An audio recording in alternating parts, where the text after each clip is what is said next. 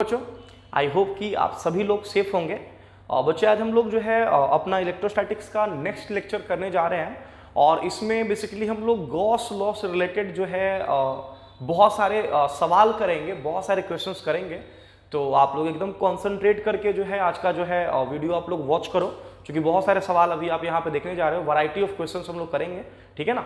चलो, तो पहला जो सवाल मैंने दिया है आप लोगों को, जैसा कि आपको दिख रहा होगा बच्चा कि मैंने एक स्क्वायर प्लेट कंसिडर करा है, ठीक है ना।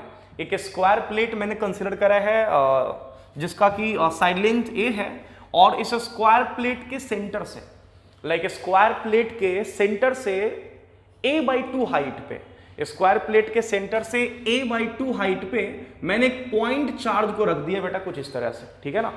सवाल है कि इस स्क्वायर प्लेट से होकर के आपको इलेक्ट्रिक फ्लक्स बताना है कि इस स्क्वायर प्लेट से होकर के इलेक्ट्रिक फ्लक्स कितना होगा, या यूं कहें कि नेट इलेक्ट्रिक फ्लक्स इस स्क्वायर प्लेट से कितना होगा, ठीक है। तो अभी क्या है कि कितने लोगों के दिमाग में आ रहा होगा कि सर ये तो स्क्वायर प्लेट एक ओपन सरफेस है सर, तो यहाँ पे हम लोग गॉस लॉ कैसे लगा सकते हैं। बिकॉज गॉस लॉ तो सर हम लोग तब बात करते हैं ना जब किसी भी चार्ज को जब क्लोज सरफेस से हम लोग इनक्लोज करते हैं and then after Gauss law हम लोग सोचते हैं कि भाई उस क्लोज सरफेस से होकर के जो नेट इलेक्ट्रिक फ्लक्स होगा वो इक्वल होगा charge enclose by the surface divided by क्या आपका एप्सिलॉन नॉट, ठीक है। तो मेरी बात बेटा ध्यान से सुनना, ऐसा नहीं कि ऐसे क्वेश्चंस हम लोग जो है और नहीं किए हैं। पिछले ही क्लास में अगर आप लोग को अगर आपने वीडियो देखा होगा तो मैंने एक डिस्क कंसीडर करा था, याद करना आप लोग, और डिस्क के सेंटर से अलोंग द एक्सिस मैंने एक पॉइंट चार्ज को रखा था और मैंने बताया था कि अगर आप उसको नॉर्मल मेथड से बनाते तो लाइक डिस्क में हम लोग कॉन्सेंट्रिक रिंग्स कंसीडर करते हैं, फिर रिंग से होकर के निकालते फ्लक्स कितना होगा and then after complicated integration हमारे पास रिजल्ट होता है कि डिस्क से होकर के नेट इलेक्ट्रिक फ्लक्स कितना होगा। तो मैंने वहां भी जो है चीजों को आपके लिए एकदम आसान कर दिया था, एक टेक्निक बताया था मैंने आप लोग को सॉलिड एंगल वाला, ठीक है ना। तो गॉस लॉ का यूज करके और सॉलिड एंगल का यूज करके मैंने बहुत आराम से 2 से 3 लाइन में उस क्वेश्चन को बनाया था। तो बच्चा यहां भी बेसिकली अगर देखा जाए, अगर आप नॉर्मल मेथड से सोचते हो तो डेफिनेटली कहोगे सर इलेक्ट्रिक फ्लक्स निकालना है, तो ऑब्वियस है कि इलेक्ट्रिक फ्लक्स का मतलब ही है कि यहां से इस पॉइंट चार्ज से बहुत सारे फिल लाइंस जो है वो कुछ इस तरह से निकलेंगे और दिस स्क्वायर प्लेट को कुछ इस तरह से क्रॉस करेंगे फिल लाइंस दिस। तो एक्चुअली में इस स्क्वायर प्लेट से होकर के हमें नेट इलेक्ट्रिक फ्लक्स कैलकुलेट करना है, मींस हमें ये पता करना है कि इस स्क्वायर प्लेट को कितना नंबर ऑफ फिल लाइंस जो है वो नॉर्मली क्रॉस कर रहा है और वो जो फिल लाइंस डेवलप होगा डेफिनेटली इस पॉइंट चार्ज की वजह से डेवलप होगा। तो मैंने कहा कि ये अगर ऐसे नॉर्मल तरीके से आप सोचते हो तो चीजें उतनी आसान नहीं होगी, ठीक है ना। अगर नॉर्मल तरीके से फ्लक्स का आप रिजल्ट लगा करके अगर आप निकालना चाहते हो कि सर हम जो है ना उस रिजल्ट का यूज करेंगे जो आप बताए थे कि इसको हम छोटे छोटे एलिमेंटल एरियाज में डिवाइड कर लेंगे, क्योंकि सर ये तो तय है ना कि इस पॉइंट चार्ज से जो भी फील्ड लाइंस निकलेंगे या जो भी फील्ड निकलेगा वो इस स्क्वायर प्लेट को नॉन यूनिफॉर्मली क्रॉस करेगा। बिकॉज इस स्क्वायर प्लेट में जितने भी सेक्शंस है, सारे सेक्शंस का जो डिस्टेंस है इस पॉइंट चार्ज से वो सर अलग अलग है, ठीक है ना। तो अगर आप नॉर्मल मेथड से इसको निकालने जाओगे तो कहोगे सर इस स्क्वायर प्लेट को ना हम छोटे छोटे स्ट्रिप्स में डिवाइड कर लेते हैं। मान लो सर आप एक स्ट्रिप आप यहां कंसीडर कर लो और पहले आप इस स्ट्रिप से होकर के फ्लक्स निकाल लो कि कितना होगा। उस केस में करना ये होगा कि पहले तो हम इस स्ट्रिप से होकर के फ्लक्स निकालेंगे कितना होगा इस पॉइंट चार्ज की वजह से जो फिल लाइंस क्रॉस करेगा इस स्ट्रिप को, पहले उसकी वजह से मुझे फ्लक्स निकालना होगा एंड देन आफ्टर जो फ्लक्स निकलेगा छोटा सा उसको हम इंटीग्रेट करेंगे और वो भी यहाँ पे डबल इंटीग्रेशन आ जाएगा बच्चा, ठीक है ना। क्योंकि जो वेरिएबल्स होंगे यहाँ पे दो वेरिएबल्स हमारे पास होगा तो यहाँ पे हमें डबल इंटीग्रेशन करना होगा इस क्वेश्चन को बनाने के लिए, ठीक है ना। तो सिचुएशंस काफी टफ होगा अगर हम इसको नॉर्मली सोचते हैं या नॉर्मली बनाते हैं तब, ठीक है। बट हाँ अगर हम गॉस लॉ का यूज करें, जो कि मैंने बता रखा है कि एक बड़ा ही जबरदस्त टूल है जिसका यूज करके हम किसी भी क्लोज सरफेस से अगर हमें ये पता है कि उस क्लोज सरफेस के अंदर चार्ज कितना है तो हम फ्लक्स जो है बहुत इजीली कैलकुलेट कर सकते हैं, ठीक है ना। तो मैंने कहा कि नॉर्मल मेथड जो है आपके लिए कॉम्प्लिकेटिव होगा, रीजन आपके सामने है बिकॉज आप इस स्क्वायर प्लेट को अगर एलिमेंट्स में डिवाइड करते हो तो मैंने कहा कि छोटे छोटे एलिमेंट से होकर के फ्लक्स निकालोगे फिर इंटीग्रेट करोगे। इनफैक्ट इस मेथड में आपको डबल इंटीग्रेशन का यूज करना होगा। तो अब आप कहोगे सर इस क्वेश्चंस को फिर हम कैसे सोचेंगे या कैसे बनाएंगे, तो मेरी बात ध्यान से सुनना। सेम क्वेश्चन आप चाहो तो गॉस लॉ का यूज करके बना सकते हो, देखना कैसे। देखोगे बच्चों, एक्चुअली जो सिचुएशन है हमारे पास वो कुछ ऐसा है।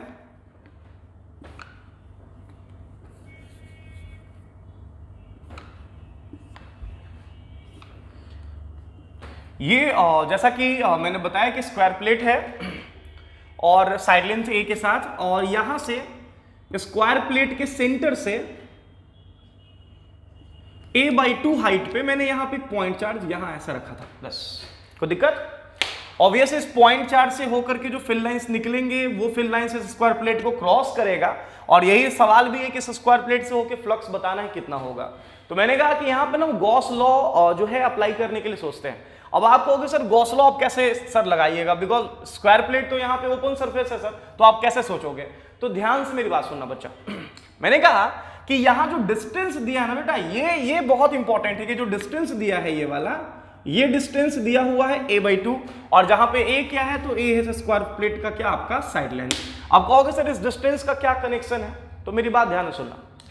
मैंने कहा कि जरा दिमाग लगाओ कि अगर हम इस पॉइंट चार्ज को बाउंड करना चाहें by the help of imaginary surfaces, ठीक है ना, like by the help of imaginary surfaces, अगर हम इस पॉइंट चार्ज को बाउंड करना चाहें तो देखो बाउंड करने का तो 1,00,000 तरीका है, बट ऑब्वियस है हम उस प्रोसेस को अडॉप्ट करेंगे जो चीजों को हमारे पास जो है वो सिंपल कर दे, ना कि और कॉम्प्लिकेटेड बना दे, ठीक है ना।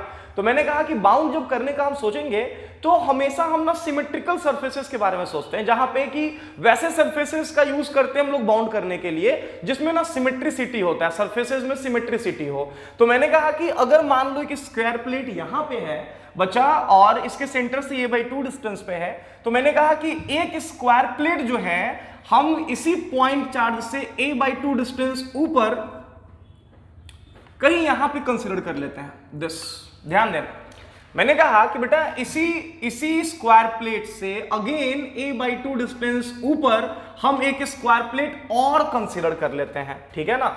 अगेन मैंने कहा कि ये जो डिस्टेंस है आपका, जो डिस्टेंस यहां से इस सरफेस तक का जो है, ठीक है ना, वो a/2 है। a/2 डिस्टेंस पे मैंने एक स्क्वायर प्लेट और कंसीडर कर लिया। अब आप देख सकते हो उसी डायमेंशन का स्क्वायर प्लेट है, माने इसका भी साइड लेंथ a है और ये भी आपका a है। तो ये हो गया आपका सरफेस जो मैंने सेलेक्ट करा इस स्क्वायर प्लेट के अलावा। अब कहोगे सर इसके बाद क्या करेंगे? अब इसके बाद करते ये है कि साइड से भी हम लोग जो है वो स्क्वायर प्लेट कुछ इस तरह से लगाते हैं, माने ये तीसरा स्क्वायर प्लेट। अब आप देख सकते हो बेटा कि ये अगर डिस्टेंस हमारा a/2 है, जैसा कि आपको दिख रहा होगा, अगर ये डिस्टेंस हमारा a/2 है, यहां हमारा पॉइंट चार्ज था q, ये डिस्टेंस अगर a/2 है तो डेफिनेटली a/2 डिस्टेंस पे अगर हम बात करें कहीं यहां, तो मैंने कहा कि इसके सेंटर से भी जो डिस्टेंस हम बोल रहे हैं a/2, मैंने कहा कि उसके अकॉर्डिंग अगर देखा जाए बच्चों तो ये जो स्क्वायर प्लेट हमने कंसीडर करा है ये भी आपका a/2 ये मिलकर के इसका भी जो साइड लेंथ है वो a हो गया, और पहले से तो ये अवेलेबल है ही, ठीक है ना। माने साइड में भी जो हमने स्क्वायर प्लेट कंसीडर करा है इसका भी जो डायमेंशन है वो यही है, लाइक जो बाकी स्क्वायर प्लेट्स का है, ठीक है ना। तो इसका भी साइड लेंथ a हो गया। इसके अलावा आप चाहो तो यहाँ पे फिर से एक स्क्वायर प्लेट और हम लोग इस साइड से कंसीडर कर लेते हैं, तो ये हो गया तीसरा स्क्वायर प्लेट। इसका भी जो डायमेंशन होगा वो वही हो जाएगा, ठीक है ना, लाइक साइड लेंथ जो है वो आपका a के ही बराबर हो जाएगा। तो अभी देखना टोटल कितने सरफेसेस हमारे पास अवेलेबल हो गए। एक तो ये जिससे कि निकालना था पहले से, ठीक है ना, एक हमने यहां कंसीडर करा उसी सिमेट्रिसिटी उसी डायमेंशन का, ठीक है ना, लाइक ये हो गया दूसरा स्क्वायर प्लेट। एक मैंने साइड से यहां से लगाया, ये हो गया तीसरा स्क्वायर प्लेट। ये हमने एक साइड से लगा दिया चौथा स्क्वायर प्लेट। अभी भी ये चार्ज बाउंड नहीं हुआ है। अब इस चार्ज को बाउंड करने के लिए जो पांचवा स्क्वायर प्लेट है वो ये है फ्रंट फेस वाला, इधर से।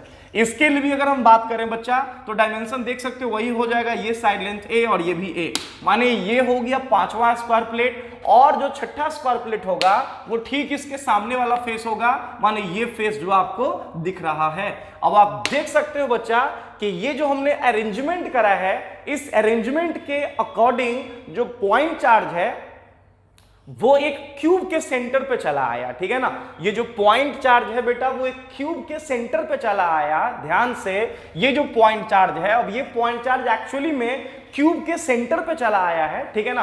और लाइक ऑब्वियस है, जो क्यूब हमने वर्ड यूज करा है तो डेफिनेटली क्यूब एक क्लोज सरफेस होता है। हालांकि ये इमेजिनरी सरफेसेस है, हमने खुद से लाइक सेलेक्ट करा है, बट इमेजिनरी सरफेसेस के रूप में ही जो है ये आपका एक क्लोज सरफेस है आपका, और इसमें इस पॉइंट चार्ज को बाउंड कर रखा है, ठीक है ना।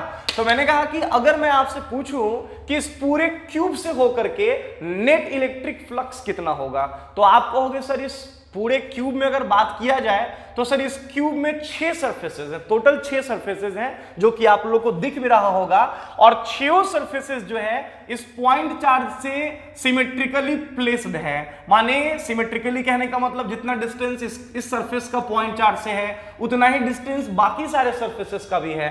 तो चूंकि हमने सिमेट्रिकली जो है वो प्लेस करा भी है ताकि चीजें हमारे लिए आसान हो जाए, तो इससे एक चीज तो और भी क्लियर हो गया कि सारे सरफेसेस से होके जितने भी जो है फेसेस हमारे पास है क्यूब में, सारे फेसेस से होकर के फ्लक्स का वैल्यू तो सेम होगा। क्योंकि आइडेंटिकल फेसेस हैं, सिमेट्रिकल फेसेस हैं, तो हर एक फेस से होके फ्लक्स का वैल्यू क्या होगा आपका सेम। माने जितना फ्लक्स इससे होगा उतना ही फ्लक्स इससे होगा, उतना ही फ्लक्स इससे होगा। अब आप समझ लेना कि पूरे क्यूब से होकर के ये पूरा क्यूब ने इस चार्ज को बाउंड करा है, और एक क्यूब में टोटल फेस कितना है आपका 6। माने क्यूब में टोटल फेस है आपका 6, तो 6 फेसेस से होकर के जो कि क्यूब बना रहा है, total electric flux Gauss law के अकॉर्डिंग नेट इलेक्ट्रिक फ्लक्स बताया मैंने आपको Q by epsilon not, charge enclosed by epsilon not. तो इस क्यूब के अंदर चार्ज कितना है बच्चों Q, तो ये हो जाएगा Q अपॉन के आपका एप्सिलॉन नॉट।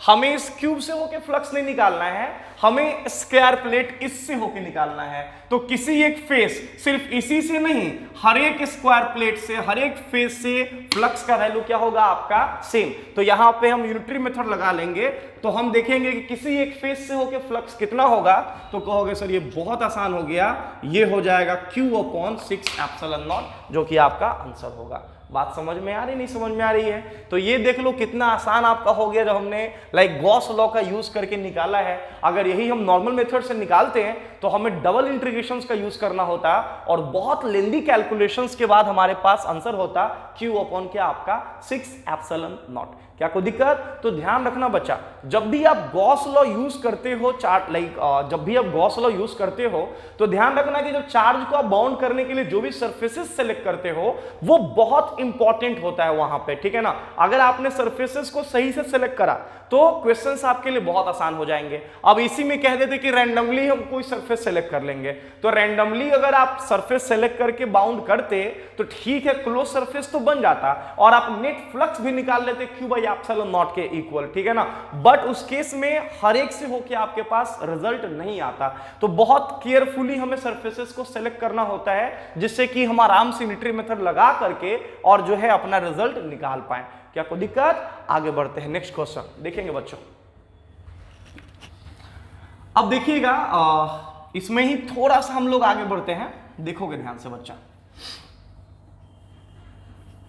चलिए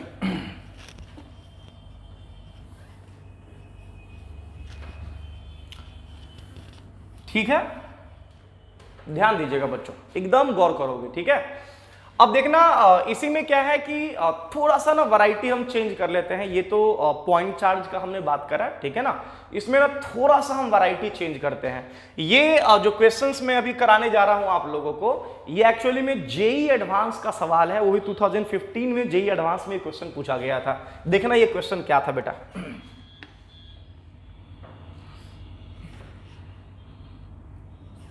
जेईई एडवांस 2015 में क्वेश्चन आया था जिसमें एक रेक्टेंगुलर प्लेट दिया गया था, कुछ ऐसा, देखोगे ध्यान से। एक रेक्टेंगुलर प्लेट दिया गया था और वो भी XY प्लेन में। दिस ये हमारा सेंटर, ये हमारा सेंटर रेक्टेंगुलर प्लेट का। दिस एकदम गौर करना बच्चा, इसका ये पोर्शन दिया था L लेंथ, ठीक है, और ये डिस्टेंस क्वेश्चन के अकॉर्डिंग दिया था √3a, ऐसा ये दिया हुआ था। रेक्टेंगुलर प्लेट का साइड लेंथ दिया हुआ था ये L और ये आपका √3a। ध्यान से मेरी बात सुनना बच्चा। लाइक क्वेश्चन में दिया था कि इस रेक्टेंगुलर प्लेट से लाइक √3a/2 हाइट पे √3a/2 हाइट पे एक line charge, in fact long line charge को प्लेस कर दिया गया था ऐसे, this positive charge uniformly distributed, this ऐसे, ये आपका -∞ और ये आपका +∞, ऐसे, दिस, ये ऐसा पोर्शन था कि एक रेक्टेंगुलर प्लेट के सेंटर से, ठीक है ना, जो सेंटर है रेक्टेंगुलर प्लेट का, वहां से √3a/2 हाइट पे एक लॉन्ग लाइन चार्ज को प्लेस कर दिया गया था, और इस लाइन चार्ज का जो लीनियर चार्ज डेंसिटी है वो दे रखा था क्वेश्चन में लैम्डा। इंटीजर टाइप का सवाल था, 2015 का जेईई एडवांस का क्वेश्चन है ये, ठीक है ना। सवाल था कि बताना है कि इस लॉन्ग लाइन चार्ज की वजह से इस रेक्टेंगुलर प्लेट से होकर के नेट इलेक्ट्रिक फ्लक्स कितना होगा, ठीक है ना। माने नेट इलेक्ट्रिक फ्लक्स बताना था कि इस रेक्टेंगुलर प्लेट से होकर के कितना होगा। कहोगे सर पॉइंट चार्ज था तब तक तो ठीक था, यहां तो सर जैसा आप दिखा रहे हो सर कि रेक्टेंगुलर प्लेट, वो भी साइड लेंथ सर, ये L है, ये √3 है, ये √3a/2 है, कैसे सोचेंगे सर ऐसे सवाल में, कैसे बनाएंगे ऐसे क्वेश्चंस को। तो मेरी बात सुनना ध्यान से बेटा। अगेन नॉर्मली अगर आप इंटीग्रेट करके बनाते हो तो भी ये क्वेश्चंस बनेंगे, उस केस में आपको ना छोटे छोटे स्ट्रिप्स में डिवाइड करना होगा। किसी एक स्ट्रिप से होकर के आप पहले फ्लक्स निकालोगे, फिर इंटीग्रेट करोगे, tan इनवर्स का जो है इनवर्स की फॉर्म में इंटीग्रेशन आएगा, लिमिट्स जब लोगे तो आपका आंसर आएगा। बट हाँ, दैट विल बिकम कॉम्प्लिकेटेड अगर उस मेथड से हम यहां बनाते हैं तो कम से कम 2 बार 3 बार तो बोर्ड हमको मिटाना ही पड़ेगा, ठीक है ना, तब जाकर के आंसर हमारा आएगा। बट सेम क्वेश्चन को थोड़ा सा दिमाग लगाओगे, हम बार बार रिपीट कर रहे हैं कि गॉस लॉ एक बड़ा ही जबरदस्त टूल है जिसका यूज करके हम क्लोज सरफेसेस से होकर के फ्लक्स बहुत इजीली निकालते हैं। इनफैक्ट बहुत सारे ओपन सरफेसेस जिसमें सिमेट्रिसिटी होता है, जैसे कि स्क्वायर प्लेट, डिस्क, उसमें भी हम लोग गॉस लॉ का यूज करते हैं। बस ये है कि प्रॉपर आइडिया आपको होना चाहिए, जैसे सॉलिड एंगल का आइडिया होना चाहिए, जो सरफेसेस हमें चूज करने हैं उसके बारे में आइडिया होना चाहिए, तो चीजें आपके लिए फिर बहुत आसान हो जाएंगी। तो मेरी बात ध्यान से सुनना बेटा। कहोगे सर कैसे ऐसे क्वेश्चंस को हम लोग बनाएंगे, कैसे अटेम्प्ट लेंगे सर ऐसे क्वेश्चंस को, तो मेरी बात ध्यान से सुनना। ऐसा करते हैं बच्चा कि क्लू तो मिल गया है कि √3a डिस्टेंस, √3a लेंथ का और L ब्रेथ का जो है वो एक रेक्टेंगुलर प्लेट है इस डायमेंशन का। मैंने कहा कि बेटा ये √3a/2 दिया है, मतलब यहीं पे सब कुछ है, थोड़ा सा दिमाग लगाओ। अब एक्चुअली में अगर बात करें तो मुझे इससे होके फ्लक्स निकालना है, सिर्फ इस रेक्टेंगुलर प्लेट से होके फ्लक्स निकालना है। तो ऑब्वियस है अगर हम गॉस लॉ लगाना चाहें तो डेफिनेटली हमें चार्जेस को तो बाउंड करना पड़ेगा, चार्जेस को हमें बाउंड करना पड़ेगा। अब बाउंड करने का मतलब ये थोड़ी इनफाइनाइट लाइन चार्ज है। इनफाइनाइट लाइन चार्ज को आप जो है वो बाउंड करने के लिए फिर पता चलेगा इनफाइनाइट साइड लेंथ वाला जो है वो रेक्टेंगुलर प्लेट चाहिए। तो थोड़ा सा दिमाग लगाना कि ये है रेक्टेंगुलर प्लेट, बस हमें इसी डायमेंशन पे फोकस करना है, बाकी कितना चार्जेस वगैरह हमको उससे कंसर्न नहीं है, डायमेंशन ये होना चाहिए। तो मैंने कहा कि बेटा पहला तो कि इसी डायमेंशन का हम एक रेक्टेंगुलर प्लेट जस्ट इसके ऊपर कंसीडर करते हैं, कुछ ऐसा, ध्यान देना एकदम सब लोग। इसी डायमेंशन का एक रेक्टेंगुलर प्लेट हम जस्ट कहीं यहां कंसीडर करते हैं, दिस, ठीक है ना। इसी डायमेंशन का हम एक रेक्टेंगुलर प्लेट जो है वो आपका कंसीडर करते हैं कुछ ऐसा, ठीक है। कुछ ऐसा रेक्टेंगुलर प्लेट हमने कंसीडर करा है जिसका जो लेंथ है ये वाला, ये आपका √3 ही है, √3a, और ये आपका जो लेंथ है ये वाला, ये L है, ठीक है ना। और सेम डिस्टेंस पे यहां से भी √3a/2 डिस्टेंस पे, माने ये जो डिस्टेंस दिख रहा है ना आपको, ये डिस्टेंस बेसिकली √3a/2 होगा। क्या कोई दिक्कत? अब सुनना, मैंने कहा कि बेटा ये दो प्लेट तो हो गया, एक रेक्टेंगुलर प्लेट यहां, एक रेक्टेंगुलर प्लेट ठीक इसके ऊपर, ये डिस्टेंस √3a/2, ये भी डिस्टेंस √3a/2, मिलकर के टोटल डिस्टेंस कितना हो जाएगा? √3a हो जाएगा। क्या कोई दिक्कत? अब सुनना, दो रेक्टेंगुलर प्लेट तो हमें दिख गए, अभी भी चार्जेस जो है वो बाउंड नहीं हुए होंगे, ठीक है ना। मैंने कहा कि थोड़ा सा और दिमाग लगाओ, एक तीसरा रेक्टेंगुलर प्लेट हम इसके साइड से कहीं यहां ऐसे खड़ा कर देते हैं, दिस। क्या कोई दिक्कत? ये जो रेक्टेंगुलर प्लेट हमने यहां पे खड़ा करा है, आप देख सकते हो बच्चों कि ये जो रेक्टेंगुलर प्लेट मैंने यहां पे खड़ा करा है, इसका भी जो डायमेंशन होगा, क्योंकि ये तो √3a हो ही गया और इधर से ये लेंथ l है, तो ये भी आइडेंटिकल रेक्टेंगुलर प्लेट के रूप में एक यहां पे खड़ा हो गया।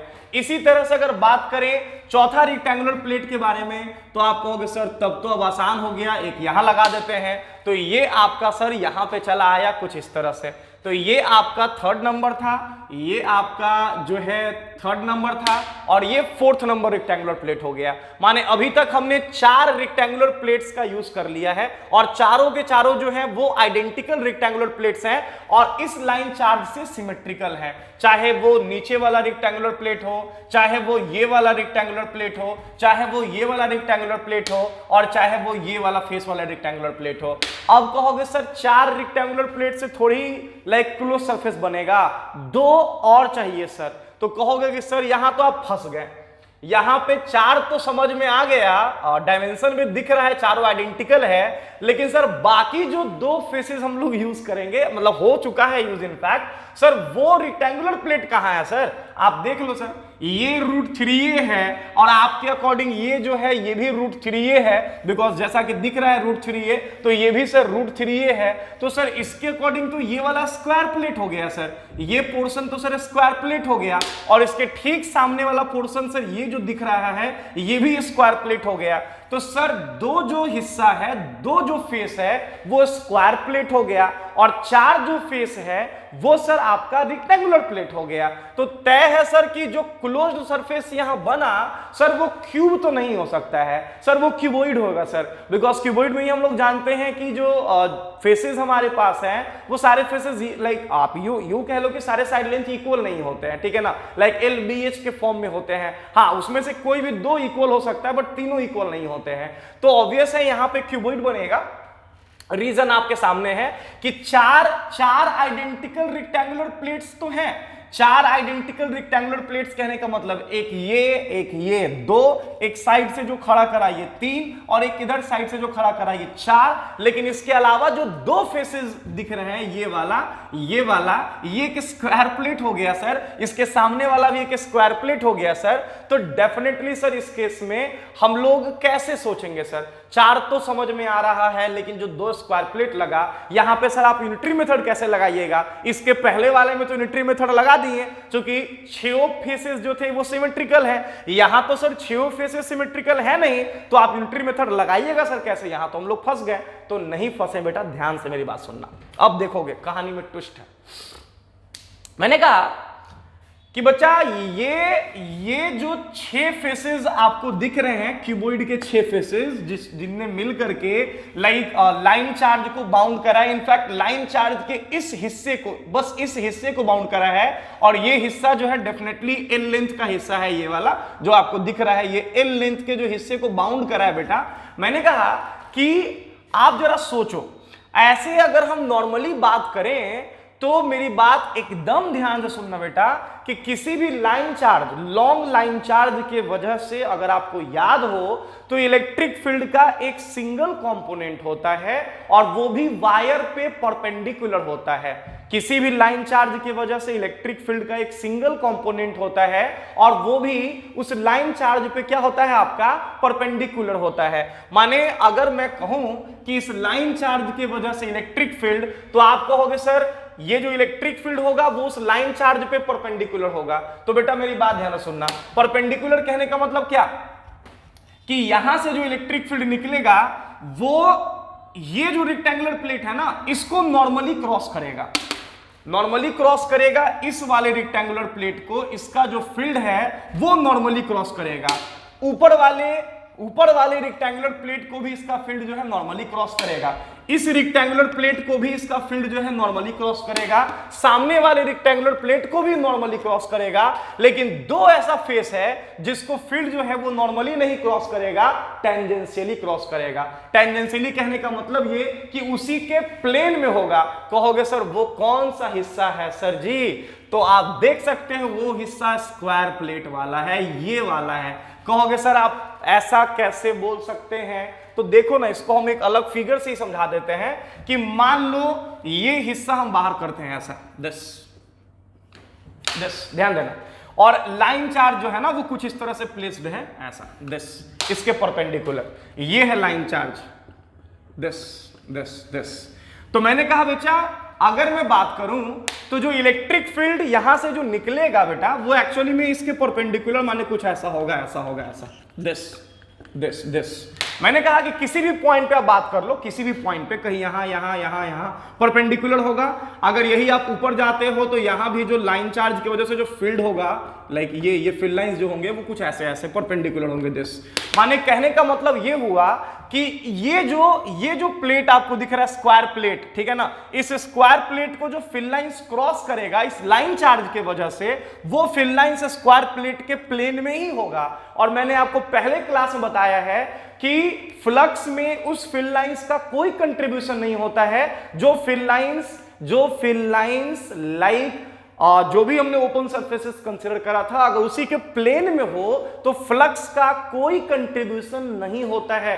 इलेक्ट्रिक फ्लक्स में उसी फील्ड लाइंस का कंट्रीब्यूशन है जो कि लाइक प्लेन के परपेंडिकुलर होता है, ना कि जो प्लेन में ही होता है। तो चूंकि ये फील्ड लाइंस इसके प्लेन में है, इसके वजह से फ्लक्स में कोई कंट्रीब्यूशन नहीं होगा। माने कि ये जो फेस आपको दिख रहा है वो किसी लाइक फ्लक्स में किसी काम का नहीं है, फ्लक्स में कोई कंट्रीब्यूशन नहीं है। हाँ ये है कि ऑब्वियस है कि चार्ज लाइक बाउंड करने के लिए काम करेगा, बट फ्लक्स में इसका कोई कंट्रीब्यूशन नहीं है। ठीक इसके सामने वाले हिस्से का भी कोई कंट्रीब्यूशन नहीं है। इसका मतलब समझ में आ रहा है? हालांकि 6 फेसेस मिल करके लाइक इस चार्ज को बाउंड करा है, बट उसमें 4 ही फेस ऐसा है जिससे कि फ्लक्स का कंट्रीब्यूशन है, 2 से कंट्रीब्यूशन नहीं है। तो यहां पे भी यूनिटरी मेथड लगेगा, ऐसे लिखेंगे 4 फेसेस जो कि चारों का चारों आइडेंटिकल है, आइडेंटिकल रेक्टेंगुलर प्लेट है, तो 4 आइडेंटिकल रेक्टेंगुलर प्लेट से होकर के इलेक्ट्रिक फ्लक्स हम लोग निकाल लेते हैं। कहोगे सर बहुत आसान sir, Q by epsilon not होगा सर। तो कहोगे सर Q, तो Q का मतलब ध्यान रखना इस रेक्टेंगुलर प्लेट, अगर मैं बात करूं ये जो क्यूबॉइड हमारा दिख रहा है बेटा, इसके अंदर का चार्ज ये चार्ज, इसका हम लोग बात करेंगे, ध्यान रहे। इसके बाहर जो चार्ज है, इसके बाहर जो चार्ज है उसका कोई कंट्रीब्यूशन फ्लक्स में नहीं होता है। मैंने बता रखा है फ्लक्स में ऑलवेज उन चार्जेस का कंट्रीब्यूशन होता है जो कि लाइक क्लोज सरफेस के अंदर हैं। तो मैंने कहा ये चार्ज हमें निकालना होगा, ये वाला। कहोगे सर कैसे निकालेंगे? ये चार्ज आपको निकालना है, लीनियर चार्ज डेंसिटी दिया है लेमडा। मैंने कहा कि इसका जो लेंथ है वो L के बराबर होगा, जैसा कि आपको दिख रहा है। तो हम लोग बड़े ही प्यार से यूज करेंगे lambda, that is the linear charge density which is equal to charge per unit length. तो यहां पे हम लोग देंगे Q अपॉन क्या आपका L। क्या यहां से हमारा Q निकल जाएगा? Q हो जाएगा लेमडा इंटू क्या आपका L। क्या कोई दिक्कत? माने ये चार्ज हमारा निकल गया, Q is equal to lambda into L। माने यहां पर हम लोग यूज कर सकते हैं 4 रेक्टेंगुलर फेसेस से हो करके flux Q by epsilon not, और Q की जगह हो जाएगा lambda into L upon epsilon not. इसी तरह से अगर हम चाहें तो किसी एक रेक्टेंगुलर फेस जो कि निकालना था इससे होकर के, तो किसी एक से होकर के कितना, तो ये हो जाएगा lambda into L upon 4 epsilon not, जो कि आंसर होगा। क्या कोई दिक्कत? यही था IIT एडवांस 2015 का क्वेश्चन था, उसमें फ्लक्स दे दिया था lambda L by n epsilon nought. N का वैल्यू पूछा था कितना होगा, तो जैसा कि आपको दिख रहा है n is equal to 4। Note करो बढ़िया से फटाफट।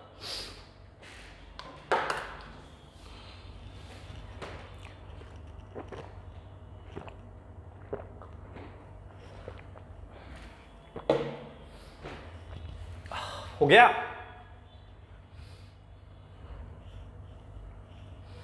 बढ़ूं आगे? चलिए नेक्स्ट क्वेश्चन।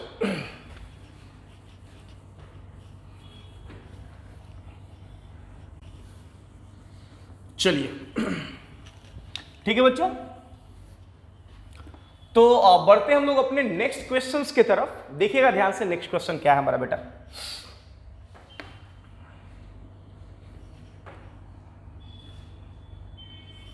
दिस,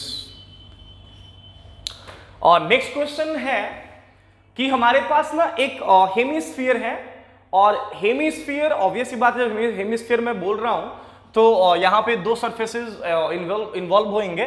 एक तो आपका कर्व वाला पार्ट दिस, और एक आपका प्लेन वाला पार्ट, ठीक है ना। तो ध्यान से मेरी बात सुनिएगा, इस हेमिस्फीयर का जो बेस है, जो कि प्लेन बेस है, और उसके सेंटर पे कहीं यहां मैंने ना एक पॉइंट चार्ज रखा है क्यू, दिस कुछ रेडियस भी होगा इसका, पॉइंट चार्ज रखा है क्यू। सवाल है कि बताना है कि इस पूरे हेमिस्फीयर से होकर के नेट इलेक्ट्रिक फ्लक्स कितना होगा। इस पूरे हेमिस्फीयर से होकर के पॉइंट चार्ज की वजह से ऑब्वियस सी बात है नेट इलेक्ट्रिक फ्लक्स कितना होगा। जब हम नेट इलेक्ट्रिक फ्लक्स बोल रहे हैं इसका मतलब ही है कि हमें वो नंबर ऑफ फील्ड लाइंस चाहिए होगा जो कि इस पूरे हेमिस्फीयर को नॉर्मली क्रॉस कर रहा हो, माने उस फील्ड लाइंस का कोई कंट्रीब्यूशन नहीं है। स्टार्टिंग से बोलते आ रहे हैं कि उन फील्ड लाइंस का फ्लक्स में कोई कंट्रीब्यूशन नहीं है जो फील्ड लाइन सरफेस को टेंजेंशियली क्रॉस करता है या फिर सरफेस के प्लेन में होता है। क्या कोई दिक्कत? अब सुनना, मैंने कहा कि बेटा अगेन जैसा कि दोनों क्वेश्चंस में मैंने बताया कि आपके पास दो मेथड था बेटा, या तो आप यूज कर लेते like phi is equal to integral of E dot D A, कुछ इस तरह से यहां पे, या तो आप phi is equal to integral of E dot D A use कर लेते, या फिर integral of E perpendicular into D A use कर लेते, कोई दिक्कत नहीं था। मैंने बताया है आप लोगों को बेटा कि पहला जो क्वेश्चन और दूसरा जो क्वेश्चन था, मैंने कहा कि उसको बनाने का ये मेथड भी हो सकता था। अगर हम गॉस लॉ नहीं यूज करना चाहते तो इस मेथड से भी हम लोग फ्लक्स कैलकुलेट कर सकते थे, कोई दिक्कत नहीं है। लेकिन जैसा कि मैंने बताया कि पहले क्वेश्चन में भी डबल इंटीग्रेशन यूज करना होता, दूसरे क्वेश्चन में भी इंटीग्रेशन आसान वाला नहीं था, लाइक वहां भी 1/a² प्लस x² के फॉर्म का इंटीग्रेशन था जो कि tan इनवर्स के फॉर्म में आ जाता। तो वहां जो दोनों इंटीग्रेशन था काफी कॉम्प्लिकेटेड टाइम टेकिंग इंटीग्रेशन था। तो मैंने कहा कि ये रिजल्ट आप यूज कर सकते हो फ्लक्स निकालने के लिए। आपको लगे कि नहीं हमको क्वेश्चंस को लेंथी करके ही बनाना है तो बना सकते हो, कोई दिक्कत नहीं है। तो मैंने कहा कि ये भी रिजल्ट आपके पास है फ्लक्स कैलकुलेट करने के लिए, कहीं से कोई दिक्कत नहीं है। बट अगर मैं यहां पे बात करूं बच्चों, तो ध्यान से मेरी बात सुनना। मैंने कहा कि बेटा एक्चुअली में अगर बात करें तो इस हेमिस्फीयर के का जो बेस है, प्लेन बेस जो है, उसके सेंटर में मैंने लाइक पॉइंट चार्ज को प्लेस करा है। अब आप कहोगे सर इससे जो फील्ड लाइंस निकलेंगे सर वो तो कुछ ऐसे निकलेंगे sir, this radially away sir, कुछ ऐसा निकलेगा सर, दिस जो कि इस पूरे कर्व सरफेस को नॉर्मली क्रॉस करेगा, दिस कर्व पार्ट, कर्व वाला जो हिस्सा है उसको नॉर्मली क्रॉस करेगा, कुछ ऐसा दिस। मैंने कहा कि कर्व हिस्से को तो फील्ड लाइंस नॉर्मली क्रॉस करेगा, लेकिन जो प्लेन वाला हिस्सा है बेटा उसका क्या? जो प्लेन हिस्सा है उसका क्या? जो प्लेन वाला भी तो हिस्सा है। तो कहोगे सर ये तो बहुत आसान है कि जो प्लेन हिस्सा होगा सर उसको वो टेंजेंशियली क्रॉस करेगा, कुछ इस तरह से। चूंकि बेस के ही प्लेन में तो पॉइंट चार्ज रखा हुआ है ना, बेस का सेंटर जो है वहां रखा हुआ है, तो वहां से जो फील्ड लाइंस निकलेंगे आप समझ लो इस तरह से कि यहां पे पॉइंट चार्ज रखा हुआ है और ये आपका एक हेमिस्फेरिकल कैप इसके ऊपर ऐसा है। मैंने कहा कि यहां जो फील्ड लाइंस निकलेंगे वो बेस को टेंजेंशियली क्रॉस करेगा, मतलब उसी के प्लेन में होगा। तो जब फील्ड लाइंस उसी के प्लेन में है तो इससे तो फ्लक्स का कोई कंट्रीब्यूशन होगा ही नहीं। माने इस पूरे हेमिस्फीयर में दो हिस्सा है, एक कर्व वाला और दूसरा प्लेन वाला। प्लेन वाले हिस्से से होके फ्लक्स का कोई कंट्रीब्यूशन नहीं होगा, जीरो फ्लक्स होगा प्लेन वाले हिस्से से। बचा आपका कर्व वाला हिस्सा, माने जो पूरा हेमिस्फीयर है उसमें बेसिकली हमको सिर्फ और सिर्फ कर्व वाले पार्ट पे फोकस करना है, बिकॉज उसी हिस्से को फील्ड लाइंस जो है वो नॉर्मली क्रॉस कर रहा है। अब कहोगे सर कैसे निकालेंगे? तो पहला मेथड तो आप ऐसे जो है सोच सकते हो और दूसरा हम गॉस लॉ का यूज करके बनाएंगे। कहोगे सर इसका कैसे यूज करेंगे सर? यहां पे हालांकि ये बहुत कॉम्प्लिकेटेड नहीं होगा, नॉर्मली बन जाएगा। आप करोगे क्या कि इस पूरे हेमिस्फेरिकल कैप के ऊपर कहीं पे भी एक छोटा सा एरिया कंसीडर कर लो बेटा, कुछ इस तरह का। जो एरिया वेक्टर इसके लिए होगा वो आपका होगा DA, that is away, close surface से ऑलवेज अवे। इलेक्ट्रिक फील्ड चूंकि पॉजिटिव पॉइंट चार्ज है तो इलेक्ट्रिक फील्ड यहां से रेडियली अवे, तो ये आपका हो जाएगा E। तो इलेक्ट्रिक फील्ड और एरिया वेक्टर दोनों जो है एक दूसरे के क्या है आपका पैरेलल है, माने E और DA के बीच का एंगल क्या हो गया आपका 0। Dot E dot DA, direct आप E इंटू DA लिख सकते हो। तो मैंने कहा कि phi is equal to integral of E, तो E की जगह चाहो तो आप स्ट्रेंथ ऑफ फील्ड इस पॉइंट चार्ज से R डिस्टेंस, जो कि R यहां पर रेडियस है, लिख सकते हो like K dash Q upon R square into DA. DA है आपका छोटा सा एरिया जो मैंने कर्व वाले पार्ट पे कंसीडर करा है दिस, तो यहां पे आप लिख सकते हो डीए।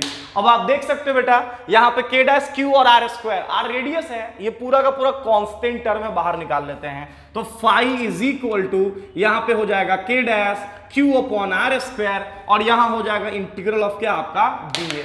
क्या कोई दिक्कत? डीए जब आप डीए को इंटीग्रेट करोगे, इस छोटे से एरिया को इंटीग्रेट करोगे तो ये पूरा कर्व सरफेस एरिया मिल जाएगा।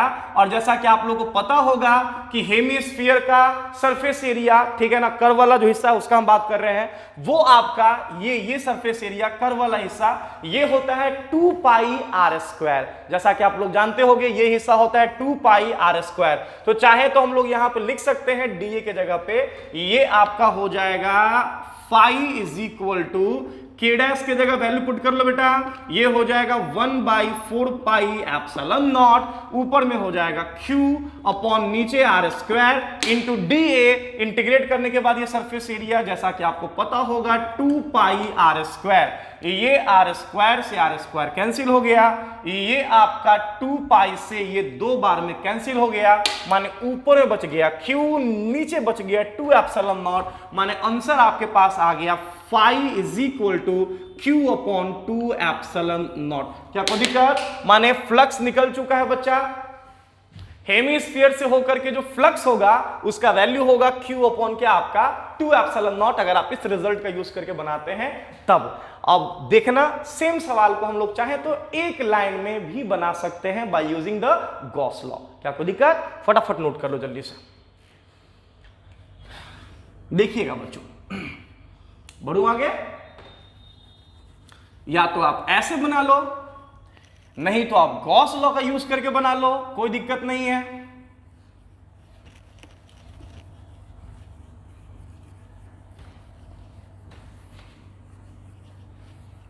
चलो देखना ध्यान से बेटा, अब इसी सवाल को हम चाहें तो बिना इंटीग्रेट किए हुए, जरूरत ही नहीं सब करने का, एक लाइन में बना सकते हैं, ठीक है ना। अब कहोगे सर वो कैसे, तो देखो ये पॉइंट चार्ज Q इसके सेंटर पर रखा गया है, ऑब्वियस है यहां से जो फिल लाइंस निकलेगा वो रेडियली अवे कुछ ऐसा, दिस, ये निकलेगा ऐसा, ये निकलेगा ऐसा, ये ऐसे निकलेगा, ये ऐसे निकलेगा, दिस रेडियली अवे कुछ ऐसा निकलेगा।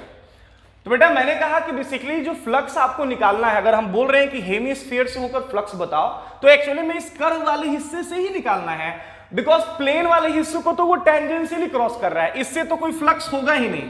लाइक प्लेन वाले हिस्से से कोई फ्लक्स नहीं होगा, क्योंकि प्लेन हिस्से को तो ये टेंजेंशियली क्रॉस कर रहा है, तो इसका तो फ्लक्स में कोई कंट्रीब्यूशन है ही नहीं। फ्लक्स में कंट्रीब्यूशन सिर्फ और सिर्फ इस वाले हिस्से का है, इसका है। अब आप कहोगे सर इस हिस्से से कैसे निकालेंगे, तो कुछ नहीं करना है, दिमाग लगाओ ना। मैंने कहा कि आप सोचो कि मुझे इस चार्ज को बाउंड करना है और इस तरह से बाउंड करना है कि सिमेट्रिसिटी एग्जिस्ट करे और हम यूनिटरी मेथड लगा करके अपना काम कर लें। तो ऐसा करते हैं कि एक हेमिस्फेरिकल कैप यहां है ना, एक कैप ऐसे नीचे से हम लगा देते हैं कुछ ऐसा। क्या कोई दिक्कत? अगर एक कैप यहां नीचे से लगा दिया जाए तो क्या लगता है, एक ये और एक ये, क्या ये दोनों मिलकर के कंप्लीट स्फीयर बन गया कि नहीं बन गया? क्या ये कंप्लीट स्फीयर बन गया कि नहीं बन गया? और ऑब्वियस है सिमेट्रिसिटी भी एग्जिस्ट कर रहा है। लाइक कह सकते हो कि जितना फ्लक्स इससे होकर के होगा उतना ही फ्लक्स इससे होकर के होगा, क्योंकि दोनों आइडेंटिकल फेसेस हैं। लाइक जिस रेडियस का हेमिस्फीयर यहां है उसी रेडियस का हेमिस्फीयर इसके जस्ट नीचे में रख दिया है। तो बाय सिमेट्रिसिटी जितना फ्लक्स इससे होकर के होगा उतना ही फ्लक्स इससे होकर के होगा। क्या कोई दिक्कत? अब ये चार्ज जो है वो दो हेमिस्फेरिकल सरफेसेस से आइडेंटिकली बाउंड हो चुका है, एक हिस्सा ये वाला और एक हिस्सा ये वाला, और ये दोनों मिलकर के एक स्फीयर बन चुका है।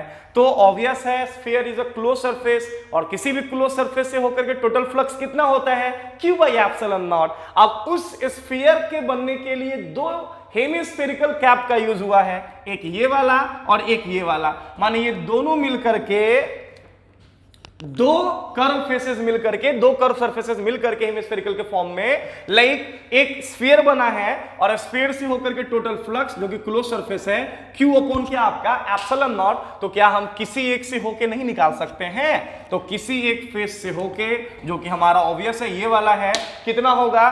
तो ये आपका हो जाएगा Q upon 2 epsilon not. Answer हो गया। आप ऐसे बना लो, या तो आप इंटीग्रेट करके बनाते, नहीं तो ये बनाओ। भाई देख लो कौन सा आपके लिए आसान है।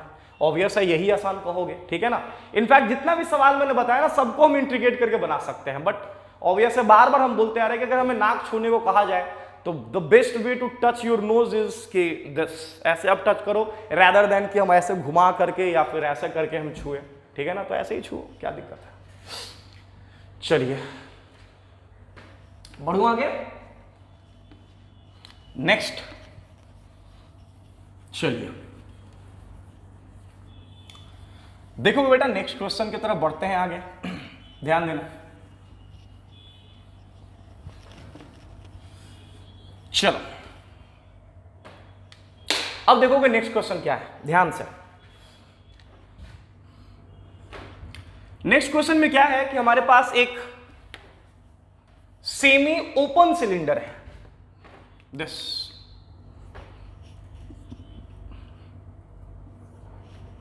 सेमी ओपन सिलेंडर है, कुछ ऐसा ध्यान रखना। Next question, semi open cylinder, खुला हुआ है ये एक साइड से ऐसे ऐसे, दिस, और इसका जो रेडियस है ये दिया हुआ है r, और जो हाइट है ये दे रखा है h/2। हाइट मैंने दे रखा है h/2, रेडियस दिया हुआ है r। मैंने कहा कि सेमी ओपन सिलेंडर में जो ओपन वाला जो फेस है, ओपन वाले फेस पे अलोंग द एक्सिस सिमेट्रिकली मैंने ना एक पॉइंट चार्ज को रख दिया है कहीं यहां, दस Q। क्या कोई दिक्कत? ध्यान देना, पॉइंट चार्ज को मैंने कहीं यहां रख दिया है Q। सवाल सुनोगे क्या बोल रहा हूं आपसे। सवाल है कि आपको बताना है, ऑब्वियस है, जब पॉइंट चार्ज Q को मैंने रखा है तो इस पॉइंट Q चार्ज, जो पॉइंट चार्ज Q जो है वो ऑब्वियस है कि फिल लाइंस डेवलप करेगा रेडियली अवे चारों तरफ, ये ऐसा, ये ऐसा, ये ऐसा, पूरे को क्रॉस करेगा कुछ इस तरह से रेडियली अवे, दिस दिस। ध्यान देना बच्चा, ये वाला हिस्सा कर्व हिस्सा है जो आपको दिख रहा होगा सिलेंडर का, और ये जो हिस्सा है ये प्लेन हिस्सा है जो कि दिख रहा होगा डिस्क के फॉर्म में। क्या कोई दिक्कत? दो सवाल है बेटा यहां पे, दो सवाल है यहां पे। पहला जो सवाल मैं आपको दे रहा हूं वो है ये, फाइंड द टोटल फ्लक्स या net flux, find the total flux linked with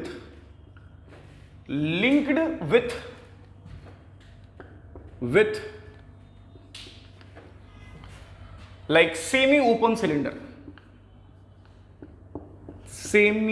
open cylinder,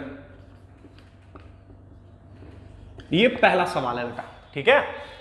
दूसरा सवाल, फाइंड द फ्लक्स। ऑब्वियस है हम इलेक्ट्रिक फ्लक्स का यहां बात कर रहे हैं, ठीक है ना। ध्यान रखना, हम इलेक्ट्रिक फ्लक्स का यहां बात कर रहे हैं। मैग्नेटिक फ्लक्स भी होता है, वेलोसिटी फ्लक्स भी होता है, तो आगे हम डिस्कस करेंगे, ठीक है ना। मैंने कहा कि find the flux, obvious electric flux linked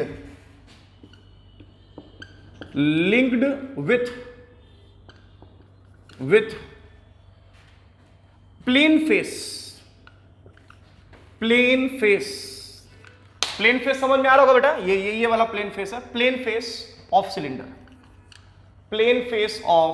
cylinder. कोई दिक्कत? तो दो सवाल हमारे सामने हैं।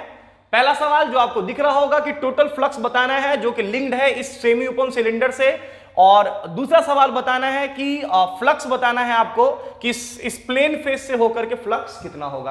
क्या कोई दिक्कत? चलो फटाफट नोट कर लो क्वेश्चन, बढ़ते हैं आगे। देखोगे बच्चों, मिटाओ। चलो, अब कहोगे कि सर कैसे बनाएंगे ऐसे सवाल को, क्या करना है सर ऐसे क्वेश्चंस में। देखिएगा बेटा, बड़ा ही मजेदार सवाल है और बहुत बहुत ही आराम से ये क्वेश्चंस बनेंगे। देखोगे ध्यान से कैसे बनाते हैं ऐसे सवाल को, देखिएगा ध्यान से। बच्चा पहला नंबर तो क्वेश्चन ये है कि पूरे सिलेंडर से, जो कि सेमी ओपन सिलेंडर है, से होकर के और फ्लक्स बताना है आपको कितना होगा, ठीक है ना, टोटल फ्लक्स बताना कितना होगा। तो बेटा इस सेमी ओपन सिलेंडर में अगर देखा जाए ना तो दो हिस्सा है, एक तो आपका कर्व वाला हिस्सा है, ये वाला हिस्सा, और दूसरा आपका प्लेन वाला हिस्सा इन्वॉल्व है, ठीक है ना, बिकॉज दोनों हिस्से से होकर के फील्ड लाइंस जो है वो क्रॉस कर रहा है। तो कुछ फील्ड लाइंस जो है वो कर्व वाले हिस्से को क्रॉस कर रहा है, कुछ फील्ड लाइंस प्लेन वाले हिस्से को क्रॉस कर रहा है। माने प्लेन और कर्व दोनों हिस्से को फील्ड लाइंस क्रॉस कर रहा है, वो भी नॉर्मली क्रॉस कर रहा है, मतलब नॉर्मल कंपोनेंट्स अवेलेबल है वहां पे, ठीक है ना। तो यहां पे क्या है कि फ्लक्स में दोनों का कंट्रीब्यूशन है, प्लेन वाले का भी और कर्व वाले का भी। कहोगे सर टोटल निकालना है, कैसे बनाएंगे सर, क्या करेंगे सर। अगेन थोड़ा सा दिमाग लगाओ, ये पॉइंट चर्च क्यों है ना, मैंने कहा कि जरा सोचो, अगर हम इसको बाउंड करना हो तो हम क्या करेंगे। बाउंड करने के लिए एक सिमेट्रिकल सरफेस सोचना है, सिमेट्रिकल सरफेस जिससे कि हम बहुत आराम से यूनिटरी मेथड लगा पाए। कहोगे सर बन गया सर, बड़ा ही आसान, आधा सिलेंडर ऊपर डाल दीजिए सर। समझा नहीं समझा। अब h/2 यहां से h/2 हाइट का ही अगेन एक सिलेंडर इसके जस्ट ऊपर ऐसे खड़ा कर देते हैं। क्या लगता है ये दोनों सेमी ओपन सिलेंडर मिलकर के क्या एक क्लोज सिलेंडर बन गया, नहीं बन गया? क्या ये क्लोज सिलेंडर बन गया कि नहीं बन गया? और जब क्लोज सिलेंडर बन गया तो क्या ये पॉइंट चार्ज दोनों सिलेंडर से सिमेट्रिकली प्लेस्ड है कि नहीं है? बिकॉज जितना डायमेंशन का ये उतनी डायमेंशन का ये, माने इस पॉइंट चार्ज से सिमेट्रिकली प्लेस्ड है दोनों सिलेंडर। अब सवाल ये है कि क्या दोनों से होकर फ्लक्स का वैल्यू सेम होगा, डिफरेंट होगा? कहोगे एकदम सेम होगा सर, चूंकि सिमेट्रिकली प्लेस किया गया है। अब ये दोनों मिलकर के क्लोज सरफेस बना दिया, और जैसा कि हम जानते हैं किसी भी क्लोज सरफेस से होकर के टोटल फ्लक्स कितना होता है, Q/ε0। माने ये दोनों सरफेसेस मिलकर के कंप्लीट सिलेंडर, क्लोज सिलेंडर बना है। और दो सरफेसेस, मैंने कहा कि इन दोनों सरफेसेस से होकर के कंप्लीट सिलेंडर और कंप्लीट सिलेंडर से होकर के फ्लक्स मालूम है हमें Q/ε0, चार्ज/ε0, चार्ज इनक्लोज/ε0। मुझे किसी एक से निकालना था बेटा, इससे होकर निकालना था, कितना होगा? इस सिलेंडर से होकर निकालना था, तो किसी एक सेमी ओपन सिलेंडर से होकर कितना, तो डिवाइड हो जाएगा, ये हो जाएगा Q/2ε0। पहला आंसर आपका आया जो मैंने पूछा था कि सेमी ओपन सिलेंडर से होकर के टोटल फ्लक्स कितना होगा, तो Q/2ε0 होगा। क्या कोई दिक्कत? फटाफट नोट करोगे जल्दी से। नेक्स्ट बढ़ू आगे, चलो बिटाऊं, ध्यान देना। चलो एक हिस्सा तुम्हारा निकल गया बेटा, लेकिन अभी भी एक हिस्सा हमारा बाकी है। जो सेकंड सवाल मैंने दिया था, बड़ा ही मजेदार सवाल है, बड़ा ही जबरदस्त सवाल है, जरा वो बनाओ तब तो। सेकंड जो सवाल था हमारा वो बहुत ही इंटरेस्टिंग सवाल है, बहुत बढ़िया सवाल है, बहुत मजेदार सवाल है। कहोगे सर कैसे बनाएंगे सर, क्या सोचेंगे उस क्वेश्चंस में? तो मेरी बात ध्यान से सुनना बेटा। मैंने कहा कि जो सेकंड सवाल था कि प्लेन फेस, सिलेंडर के प्लेन फेस से होकर के कितना जो है वो फ्लक्स डेवलप होगा। तो मेरी बात ध्यान से सुनना, इसको ना थोड़ा सा हम अलग एक फिगर कर देते हैं। दिस और यहां पे चार्ज रखा था, यहां पे this Q along the axis place करा है कहीं यहां। ये हाइट ना मैंने दे रखा था h/2 और ये रेडियस ना मैंने दे रखा था r। ध्यान देना बेटा, नो डाउट इस पॉइंट चार्ज से जो फील्ड लाइंस निकलेंगे वो प्लेन फेस को भी क्रॉस करेगा, कर्व फेस को भी क्रॉस करेगा। दोनों का कंबाइंड हमने निकाल लिया है Q/2ε0। Combined flux, total flux हम निकाल चुके हैं Q/2ε0। बट अभी हमसे ना प्लेन फेस इससे पूछा जा रहा है कितना होगा। क्या कोई दिक्कत? एक तो प्लेन फेस से निकालना और दूसरा कर्व फेस से भी निकालना। ये तीसरा क्वेश्चन हम और एक ऐड कर देते हैं कि कर्व फेस से होके फ्लक्स कितना होगा। थर्ड क्वेश्चन मैं आपको दे देता हूं। तो कहोगे सर प्लेन फेस से सर कैसे निकालेंगे? सर पहले ये बता दीजिए, तो मेरी बात सुनना, देखना कैसे निकलेगा प्लेन फेस से होके। ये आपका कुछ ऐसा दिस ऐसे क्रॉस करेगा फिल लाइंस दिस। ध्यान देना, मैंने कहा कि ये सवाल मैं करा चुका हूं पिछले लेक्चर में। एक डिस्क हो गया और इस डिस्क से होकर के फ्लक्स, ध्यान देना बच्चा, अगर इस एक्सिस के साथ ये एंगल हम अल्फा मान लें जो कि एक्सट्रीम एज को क्रॉस कर रहा है कहीं यहां पे, तो ये हम निकाल चुके थे फ्लक्स पिछले ही क्लास में। ये आपका आया था, जरा बच्चों याद करना, पिछले लेक्चर में हम लोग कर चुके थे, लाइक फाई प्लेन। लिख देता हूं यहां पे फाई प्लेन, देखोगे ध्यान से। फाई प्लेन निकलेगा आपका, ये हमने निकाला था Q/2 एप्सिलॉन नॉट, याद करो Q/2 epsilon not of 1 minus cos alpha. Q/2 epsilon not of 1 minus cos alpha. कहोगे सर कॉस अल्फा कैसे निकालेंगे? तो बड़ा ही प्यार से निकल जाएगा यार। एक राइट एंगल ट्रायंगल यहां दिख रहा होगा, ये आपका R है, ये आपका h/2 है, तो क्या ये डिस्टेंस हमारा नहीं निकल जाएगा? तो बड़े ही प्यार से यहां हमारा कॉस अल्फा निकल जाएगा। कितना होगा उसका यूज करके? जब फाई प्लेन हमें मालूम हो गया, डायरेक्ट आंसर हो गया बेटा, ये आंसर हो गया। अब कहोगे कॉस अल्फा, तो मैं फिर से रिपीट कर दे रहा हूं, एक छोटा सा राइट एंगल ट्रायंगल यहां बना लियो ऐसा। ये तुम्हारा जो है वो R है, ये तुम्हारा जो है वो h/2 है, और ये एंगल तुम्हारा है अल्फा। तो डेफिनेटली ये हाइपोटेनियस तुम्हारा निकल जाएगा √r² प्लस h² 4, h/2 का होल स्क्वायर, h²/4। यहां से cos अल्फा निकल जाएगा, बेस जो कि h/2 के बराबर होगा, और हाइपोटेनियस जो कि √r² प्लस h²/4 के बराबर होगा। तो ये चाहो तो आप वैल्यू वहां पुट कर सकते हो, वो कर लेना, वो तुम्हारा काम है। तो ये हमने प्लेन सरफेस से निकाल लिया, cos अल्फा का वैल्यू यहां पुट कर लियो। अब अगर मैं आपसे कह दूं कि कर्व से होकर के फ्लक्स बताना है, कर्व वाले हिस्से से होकर फ्लक्स निकालना है, कितना होगा? तो यहां पे ध्यान से देखना, फ्लक्स एक एडिटिव क्वांटिटी है, क्योंकि दो वेक्टर्स का डॉट प्रोडक्ट एक स्केलर क्वांटिटी होता है, स्केलर क्वांटिटी है, एडिटिव क्वांटिटी है, नॉर्मली हम लोग ऐड कर सकते हैं। तो ध्यान रहे, total flux curve plus plane मिलाकर के टोटल फ्लक्स मैंने निकाला था Q/2 एप्सिलॉन नॉट। तो यहां पे ऐसे लिखेंगे बेटा कि phi curve plus phi plane, और ये इक्वल आया था, टोटल फ्लक्स निकाला था मैंने Q/2 एप्सिलॉन नॉट। तो क्या यहां से हम फाई कर्व नहीं निकाल सकते हैं? ये आपका फाई कर्व माने कर्व वाले हिस्से से होकर के फ्लक्स बराबर क्या हो जाएगा? बोलो बच्चों, Q/2 एप्सिलॉन नॉट लिख सकते हैं ऐसा, माइनस साइन के साथ फाई प्लेन, और फाई प्लेन हमको मालूम है, वैल्यू पुट कर दो यहां पे, ये हो जाएगा Q/2 epsilon not multiplied by 1 minus cos alpha. क्या यहां से हम Q/2 एप्सिलॉन नॉट कॉमन ले सकते हैं बच्चों? तो ये हमारा फाई कर्व निकल जाएगा बेटा, और phi curve is equal to आ जाएगा Q/2 एप्सिलॉन नॉट हो गया बाहर, अंदर में हो जाएगा आपका, यहां बचेगा Q/2 एप्सिलॉन नॉट कॉमन ले लिया जाए तो यहां बचेगा 1, फिर ये -1 1 1 कैंसिल, माइनस माइनस प्लस, माने ये हो जाएगा cos अल्फा, माने कर्व से होकर के फ्लक्स हो जाएगा Q/2 एप्सिलॉन नॉट। को दिक्कत? Q/2 epsilon not into cos alpha. कहोगे सर cos अल्फा, तो cos अल्फा यहां से आप निकाल सकते हो, base that is h/2, hypotenuse that is √r² plus h²/4। फटाफट नोट करोगे बेटा जल्दी से, को दिक्कत? जल्दी करो, बनाओ ये सब सवाल, अब कुछ नहीं रह गया ऐसे क्वेश्चंस में, बहुत ही प्यार से बना सकते हो ऐसे क्वेश्चंस को। चलो next,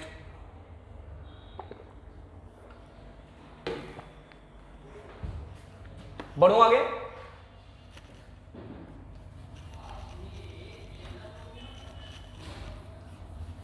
next,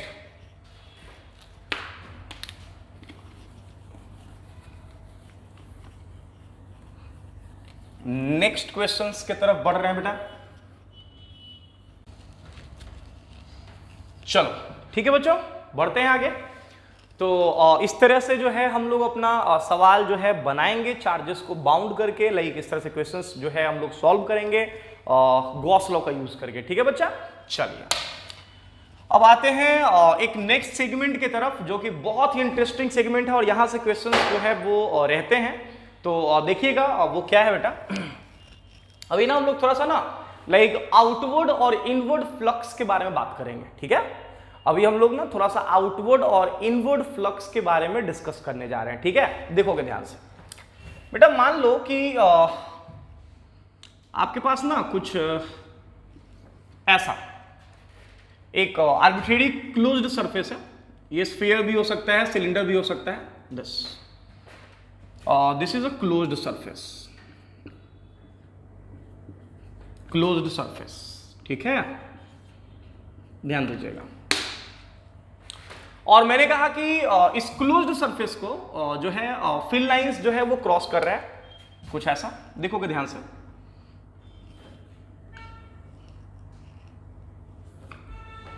this this this ऐसा। ठीक है ना। मैंने कहा कि हमारे पास एक क्लोज्ड सरफेस है और जिसको फिल लाइंस जो है इस तरह से नॉन यूनिफॉर्मली क्रॉस कर रहा है, कुछ ऐसा। ठीक है बेटा, मेरी बात एकदम ध्यान से सुनना। यहां पे ना हम लोग दो तरह के फ्लक्स के बारे में बात करेंगे, एक आउटवर्ड फ्लक्स और दूसरा इनवर्ड फ्लक्स। ठीक है, अब कहोगे सर ये आउटवर्ड फ्लक्स क्या है सर जी, और ये इनवर्ड फ्लक्स क्या है सर जी। तो मेरी बात ध्यान से सुनिएगा बेटा। जैसा कि आपको दिख रहा है फिल लाइंस जो है वो कुछ इस तरह से जो है लाइक एग्जिस्ट कर रहा है। डायरेक्शन वाइज अगर हम बात करें तो यहाँ पे अगर मैं बात करूं तो यहाँ जो फिल लाइंस का डायरेक्शन होगा कुछ ऐसा होगा, यहाँ जो डायरेक्शन होगा कुछ ऐसा होगा, यहाँ जो डायरेक्शन होगा कुछ ऐसा होगा, एंड दिस जब एंट्री जिस समय हो रहा होगा उस समय डायरेक्शन कुछ ऐसा होगा, दिस। ध्यान देना बेटा, मैंने कहा कि किसी भी क्लोज सरफेस के लिए, ध्यान रहे ओपन सरफेस के लिए हम आउटवर्ड और इनवर्ड का बात नहीं करते हैं। ठीक है ना, ओपन सरफेस के लिए हम आउटवर्ड और इनवर्ड वर्ड यूज नहीं करते हैं। ठीक है, क्योंकि वहां एरिया वेक्टर, जैसा कि मैंने बताया है कि एरिया वेक्टर को चूज करने के लिए हम लोग इंडिपेंडेंट होते हैं, तो वहां आउटवर्ड या इनवर्ड का बात नहीं होता है। लेकिन क्लोज सरफेस के लिए एरिया वेक्टर एकदम फिक्स है कि एरिया वेक्टर का डायरेक्शन ऑलवेज सरफेस से क्या होता है, आपका अवे होता है। तो क्लोज सरफेस को अगर फिल लाइंस क्रॉस करता है, चाहे यूनिफॉर्मली या नॉन यूनिफॉर्मली, तो हम वहां पे दो तरह के फ्लक्स के बारे में बात करते हैं। एक आपका आउटवर्ड फ्लक्स होता है और दूसरा आपका इनवर्ड फ्लक्स होता है। अब कहोगे सर किसको आउटवर्ड कह रहे हैं आप और किसको इनवर्ड कह रहे हैं आप, तो मेरी बात ध्यान से सुनना बेटा। आउटवर्ड कहने का मतलब यह हुआ बच्चा कि अगर सरफेस से फिल लाइंस जो है वो अवे हो, अवे कहने का मतलब बाहर निकल रहा हो, दिस। अगर आप कहीं पे भी, मान लो कहीं यहां पे एक छोटा सा सेगमेंट लेते हो, कहीं पे भी, इट्स योर चॉइस बेटा, फिर से 12 बोल रहा हूं, दिस। मान लो छोटा सा सेगमेंट मैंने लिया, अगर इस सेगमेंट के लिए मुझे एरिया वेक्टर इंट्रोड्यूस करना हो तो कहोगे सर बहुत आसान, एरिया वेक्टर तो एरिया में परपेंडिकुलर होता है, तो ये हो गया डी ए। अब ये सिर्फ यही नहीं, ये कहीं भी हो सकता है। तो मैंने कहा एरिया वेक्टर आपका डी ए अवे और इलेक्ट्रिक फील्ड का डायरेक्शन आपको यहां दिख रहा है, और दोनों के बीच का एंगल अगर हम अल्फा या थीटा जो भी मान ले, अल्फा ही मान लेते हैं, तो जैसा कि आपको दिख रहा होगा कि ये जो आपको दिख रहा है ना बेटा, यहां पे जो अल्फा का जो वैल्यू है, ये अल्फा जो है वो आपका less than 90, this less than 90 degree, मतलब 90 से छोटा ही होगा। जब भी फिल लाइन सरफेस से बाहर निकलेगा, this is what we call कि यहां पे जो फिल लाइंस और एरिया वेक्टर के बीच का जो एंगल होगा अल्फा, वो आपका 90 से छोटा होगा, अल्फा जो है लेस देन 90। तो बेटा जब अल्फा लेस देन 90 होगा, तो लेस देन 90 कहने का मतलब समझना हम क्या बोलना चाह रहे हैं। लेस देन 90 कहने का मतलब यह हुआ कि अगर मैं आपसे कहूं कि मुझे इस छोटे से सेगमेंट से होकर के फ्लक्स निकालना है, ठीक है ना, इस छोटे से सेगमेंट से होकर के फ्लक्स निकालना है, तो ध्यान रखना कि इससे होकर के जो फ्लक्स होगा, इस फ्लक्स को हम लोग आउटवर्ड फ्लक्स बोलेंगे। क्या बोलेंगे बच्चों? आउटवर्ड फ्लक्स बोलेंगे। आउटवर्ड फ्लक्स इसलिए बोल रहे हैं बिकॉज यहां से जो इलेक्ट्रिक फील्ड है वो सरफेस से अवे है, बाहर की तरफ है, तो जो फ्लक्स होगा उसको हम आउटवर्ड फ्लक्स बोलेंगे। आप कहोगे सर वो आउटवर्ड फ्लक्स क्या लिखोगे सर आप? तो फाई आउटवर्ड।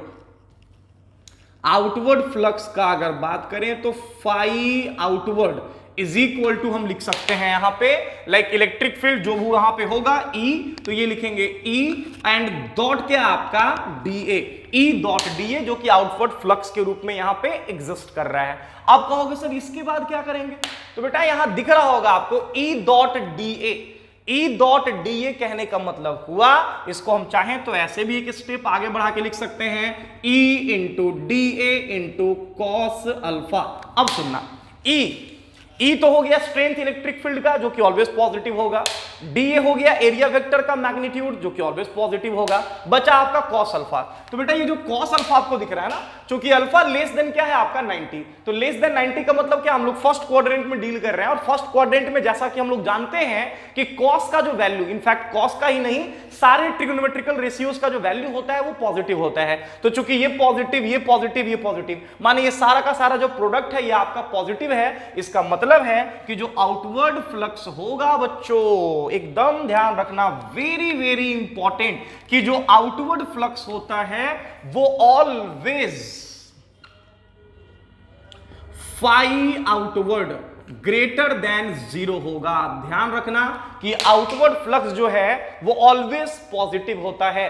आउटवर्ड फ्लक्स कहने का मतलब कि अगर सरफेस से इलेक्ट्रिक फील्ड बाहर की तरफ जाए, बाहर की तरफ दूर भागे अगर सरफेस से, तो मैंने कहा कि जो फ्लक्स होगा उस फ्लक्स को आउटवर्ड फ्लक्स बोलते हैं, और आउटवर्ड फ्लक्स ऑलवेज पॉजिटिव होता है। क्या कोई दिक्कत? अब देखना ध्यान से, आप कहोगे सर तो इनवर्ट आप किसको कहोगे सर, जरा ये भी बता दो।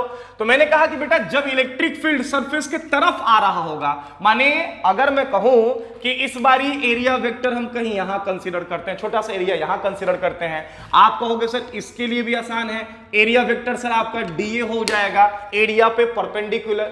बात करें सर इलेक्ट्रिक फील्ड का, तो यहां पे जो इलेक्ट्रिक फील्ड का जो डायरेक्शन है सर इस बार तो सर ऐसा हो जाएगा, ई हो जाएगा। सर ये एंगल जो आपको अल्फा दिख रहा है यहां पे, इस बार तो कहीं से कोई दो राय नहीं है कि जो अल्फा का जो वैल्यू होगा वो ग्रेटर देन क्या होगा आपका 90, माने उस क्लोज सरफेस के तरफ जो फील्ड लाइन जा रहा है बेटा, तो उस समय इलेक्ट्रिक फील्ड और एरिया वेक्टर, कोई सा भी एरिया, इलेक्ट्रिक फील्ड और एरिया वेक्टर के बीच का जो एंगल होगा वो 90 से ज्यादा होगा।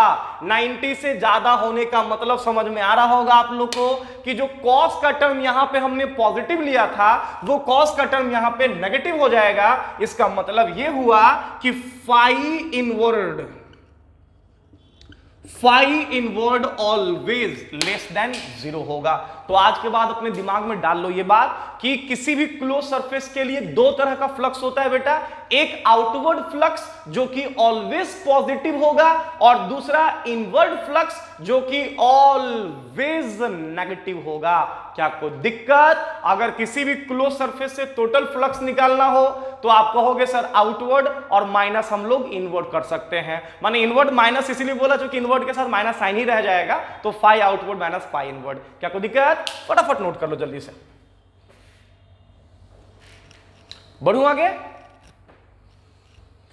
चलो ध्यान रखना, दो तरह का फ्लक्स किसी भी क्लोज सरफेस के लिए, एक आउटवर्ड फ्लक्स, आउटवर्ड कहने का मतलब इलेक्ट्रिक फील्ड सरफेस से दूर भागेगा, और दूसरा इनवर्ड फ्लक्स, इनवर्ड कहने का मतलब इलेक्ट्रिक फील्ड सरफेस के तरफ आएगा। ठीक है, चलो हो गया, ध्यान देना बेटा।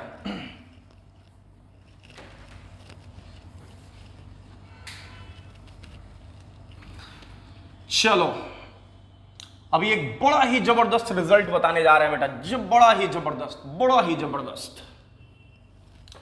कहोगे सर कौन सा बड़ा सा जबरदस्त रिजल्ट सर बताने जा रहे हैं, आप जरा यही बता दीजिए सर जी। तो ध्यान से मेरी बात सुनिएगा बच्चों,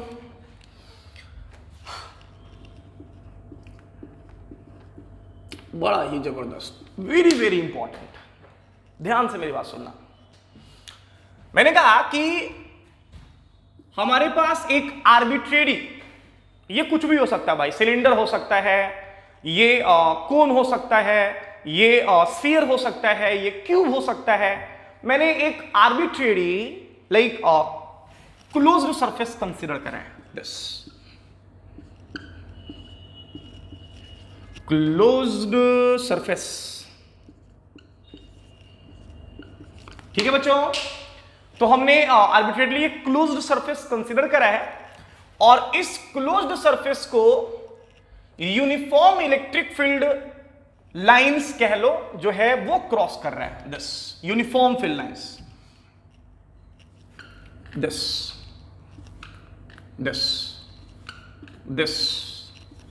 एंड दिस। ध्यान से मेरी बात सुनिएगा। Uniform field lines, uniform field lines किसको बोलते हैं पता होगा आप लोगों को, बहुत पहले हम लोग डिस्कस कर चुके हैं। Straight, parallel and equi spaced uniform field lines जो है इस सरफेस को क्रॉस कर रहा है। मेरी बात ध्यान से सुना बेटा। अगर मैं यहां बात करूं कि हमारे पास एक क्लोज्ड सरफेस है, किसी भी शेप का, स्फीयर हो सकता है, कोन हो सकता है, सिलेंडर हो सकता है, क्यूब हो सकता है, क्यूबॉइड हो सकता है, या कोई भी ऐसा क्लोज सरफेस जिसके बारे में आप जानते हो, पिरामिड स्ट्रक्चर का हो सकता है, पॉसिबल है।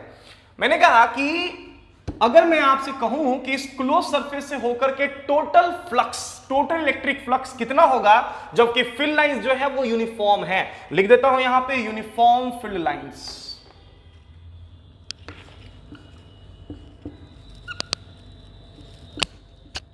Uniform electric field lines, uniform electric field lines जो है इस क्लोज सरफेस को क्रॉस कर रहा है। मेरी बात ध्यान सुनना बेटा।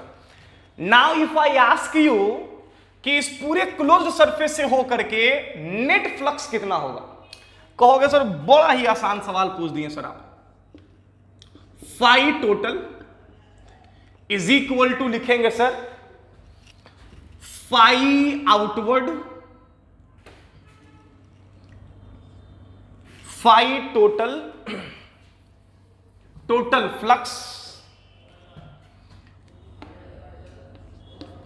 Phi total is equal to, कहोगे सर ये होगा फाई आउटवर्ड, आउटवर्ड और प्लस कर लेते हैं फाई इनवर्ड, फाई इनवर्ड। जैसा कि मैंने आपको बता रखा है कि आउटवर्ड फ्लक्स ऑलवेज पॉजिटिव आएगा, इनवर्ड फ्लक्स ऑलवेज नेगेटिव आएगा। Outward flux always positive and inward flux always negative होता है, जैसा कि मैंने तुरंत बताया आप लोगों को। अब देखना बेटा, अगर फील्ड लाइंस यूनिफॉर्म है, इसका मतलब है, यूनिफॉर्म फील्ड लाइंस का मतलब ही यहां पे ये हुआ कि जितना नंबर ऑफ फील्ड लाइंस, जितना number of field lines, uniform के केस में बता रहा हूं, जितना number of field lines surface के अंदर आएगा, उतना ही number of field line surface से बाहर निकलेगा। अगर यही नॉन यूनिफॉर्म होता तो सिचुएशन बिल्कुल डिफरेंट होता, जो कि हम डिस्कस करेंगे। लेकिन ध्यान रहे कि जब यूनिफॉर्म फील्ड लाइंस होगा तो एग्जैक्टली जितना नंबर फील्ड ऑफ लाइंस जो है एंटर करेगा, उतना ही नंबर का फील्ड लाइंस जो है वो आपका एग्जिट होगा। इसका मतलब समझ में आ रहा है? अब भाई फ्लक्स का मतलब क्या होता है? Number of field lines, number of field lines जो कि किसी सरफेस को नॉर्मली क्रॉस करे। तो मैंने कहा कि फाई आउटवर्ड तो पॉजिटिव है। पॉजिटिव कहने का मतलब ये कि अगर मान लो यहां पे जितनी भी नंबर ऑफ फील्ड लाइंस बाहर की तरफ निकल रहे हैं वो पॉजिटिव में होगा। मैंने कहा यूनिफॉर्म के केस में जितना नंबर ऑफ फील्ड लाइंस बाहर निकलेगा उतना ही फील्ड लाइंस एंटर करेगा। माने ये दोनों नंबर सेम होगा, लेकिन साइन दोनों का होगा अपोजिट। माने ये प्लस माइनस वैल्यू सेम है, पोलैरिटी अलग अलग है, माने ओवरऑल जो रिजल्ट होगा वो 0 हो जाएगा। तो याद रखना, वेरी वेरी इंपॉर्टेंट, किसी भी क्लोज्ड सरफेस को अगर uniform electric field lines cross कर रहा है तो नेट इलेक्ट्रिक फ्लक्स उस क्लोज्ड सरफेस से, चाहे वो जिस भी शेप का हो, सिलेंडर हो, कोन हो, स्फीयर हो, क्यूब हो, कुछ भी हो, उस क्लोज्ड सरफेस से नेट इलेक्ट्रिक फ्लक्स का जो वैल्यू होगा वो आपका 0 होगा। फिर से मैं रिपीट कर रहा हूं कि किसी भी क्लोज्ड सरफेस से होकर के अगर किसी भी क्लोज सरफेस को यूनिफॉर्म फील्ड लाइंस क्रॉस कर रहा है तो उस क्लोज सरफेस से होकर के जो नेट इलेक्ट्रिक फ्लक्स होगा उसका वैल्यू 0 होगा। क्या कोई दिक्कत? फटाफट नोट करोगे। वेरी वेरी इंपॉर्टेंट बच्चों, वेरी वेरी इंपॉर्टेंट।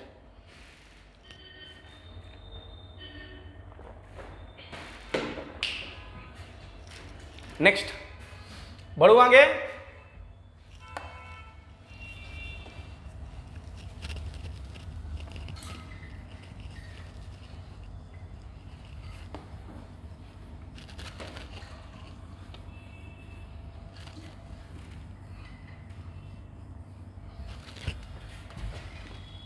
कहीं पे लिख लेना, लिख देता हूं। ये पॉइंट मैं कहीं लिख दे रहा हूं बेटा कि if uniform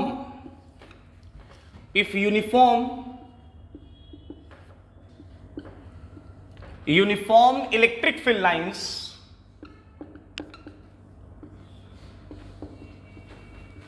if uniform electric field lines are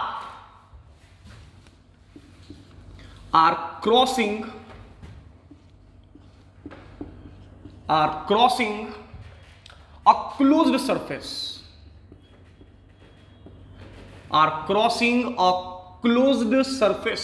ध्यान रहे, surface, then total flux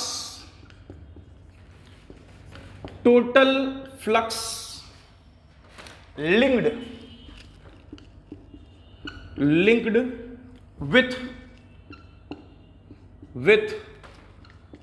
the closed surface, कहीं नोट कर ली हो, surface must be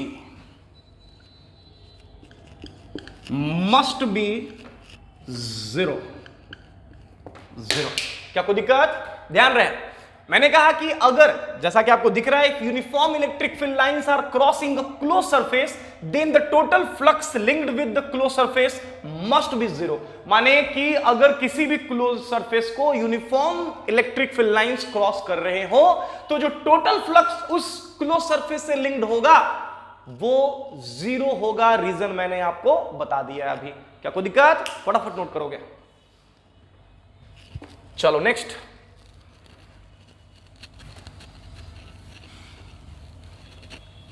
ध्यान दीजिएगा बेटा।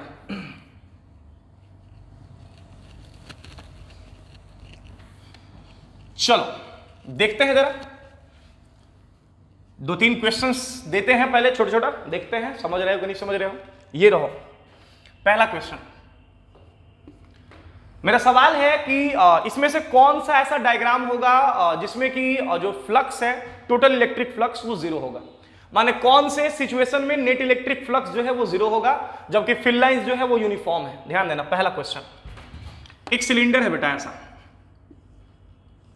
दिस सिलेंडर है ऐसा, और इस सिलेंडर को field lines, uniform field lines कुछ ऐसे क्रॉस कर रहे हैं। पहला क्वेश्चन, मतलब पहला ऑप्शन इनफैक्ट। दूसरा ऑप्शन, एक हमारे पास स्फीयर है कुछ ऐसा, दिस, और इस स्फीयर को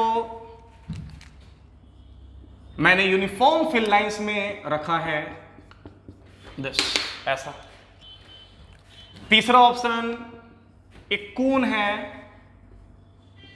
कुछ ऐसा, और इस बार भी मैंने इस कोन को यूनिफॉर्म फील्ड लाइंस में कुछ ऐसा रखा है।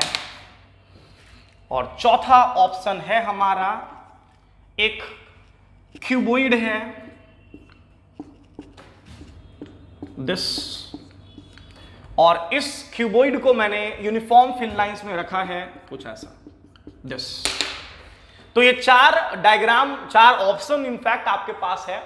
आपको बताना है कि इन चारों में से कौन सा, लोग पांचवा ऑप्शन भी दे देते हैं,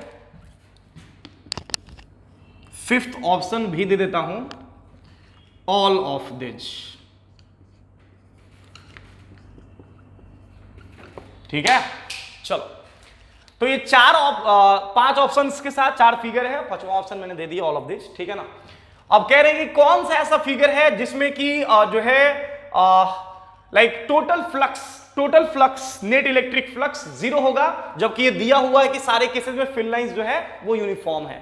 तो मैंने भी तुरंत बताया है, प्रूफ किया है कि अगर किसी भी क्लोज्ड सरफेस को, दम दिमाग में डाल लो, किसी भी क्लोज्ड सरफेस को अगर uniform electric field lines cross कर रहा हो तो उस क्लोज्ड सरफेस से होकर के जो नेट इलेक्ट्रिक फ्लक्स होगा उसका वैल्यू जीरो होगा। तो जैसा कि आपको दिख रहा है पहला ऑप्शन, एक सिलेंडर है, एक सिलेंडर है हमारे पास जो कि क्लोज सरफेस है, यूनिफॉर्म फिल लाइंस क्रॉस कर रहा है, यहां भी फ्लक्स जीरो होगा। एक स्फीयर है, इसको भी यूनिफॉर्म फिल लाइंस क्रॉस कर रहा है, यहां भी फ्लक्स जीरो होगा। एक कोन है, इसको भी यूनिफॉर्म फिल लाइंस क्रॉस कर रहा है, इससे भी फ्लक्स जीरो होगा। अगेन एक क्यूबॉइड है, इसको भी यूनिफॉर्म फिल लाइंस क्रॉस कर रहा है, यहां भी फ्लक्स जीरो होगा। माने सारे ऑप्शंस में कॉमन बात यह है कि फिल लाइंस यूनिफॉर्म है, और दूसरा कॉमन बात यह है कि सरफेसेस क्लोज हैं। जहां भी सरफेसेस क्लोज हो और फिल लाइंस यूनिफॉर्मली क्रॉस कर रहा हो, नेट इलेक्ट्रिक फ्लक्स वहां पे जीरो होगा। फटाफट नोट करो।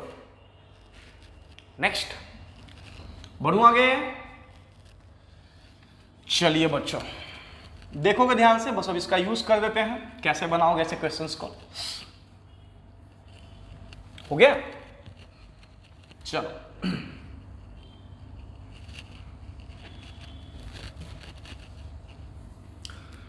ध्यान देना बेटा। क्वेश्चन देखोगे सब लोग ध्यान से एकदम। क्वेश्चन देखना क्या है। क्वेश्चन ये है कि हमारे पास ना एक ओपन हेमिस्फीयर है। बड़ा बढ़िया सवाल यहां दिखेगा आप लोगों को। हमारे पास ना एक ओपन हेमिस्फीयर है, दिस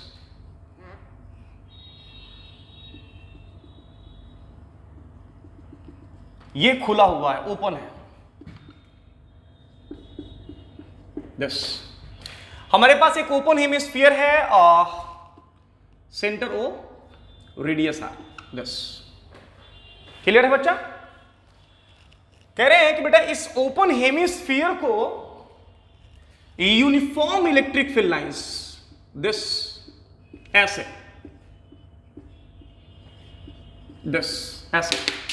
क्रॉस कर रहा है। क्या कोई दिक्कत?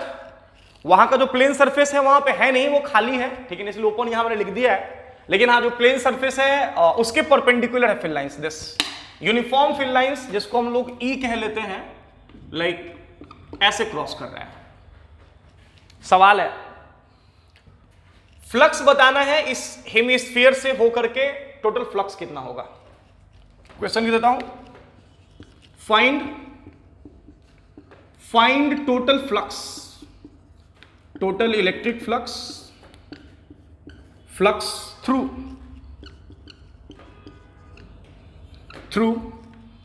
The hemisphere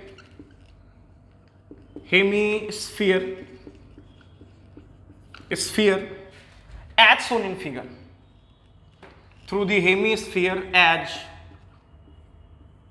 shown in figure।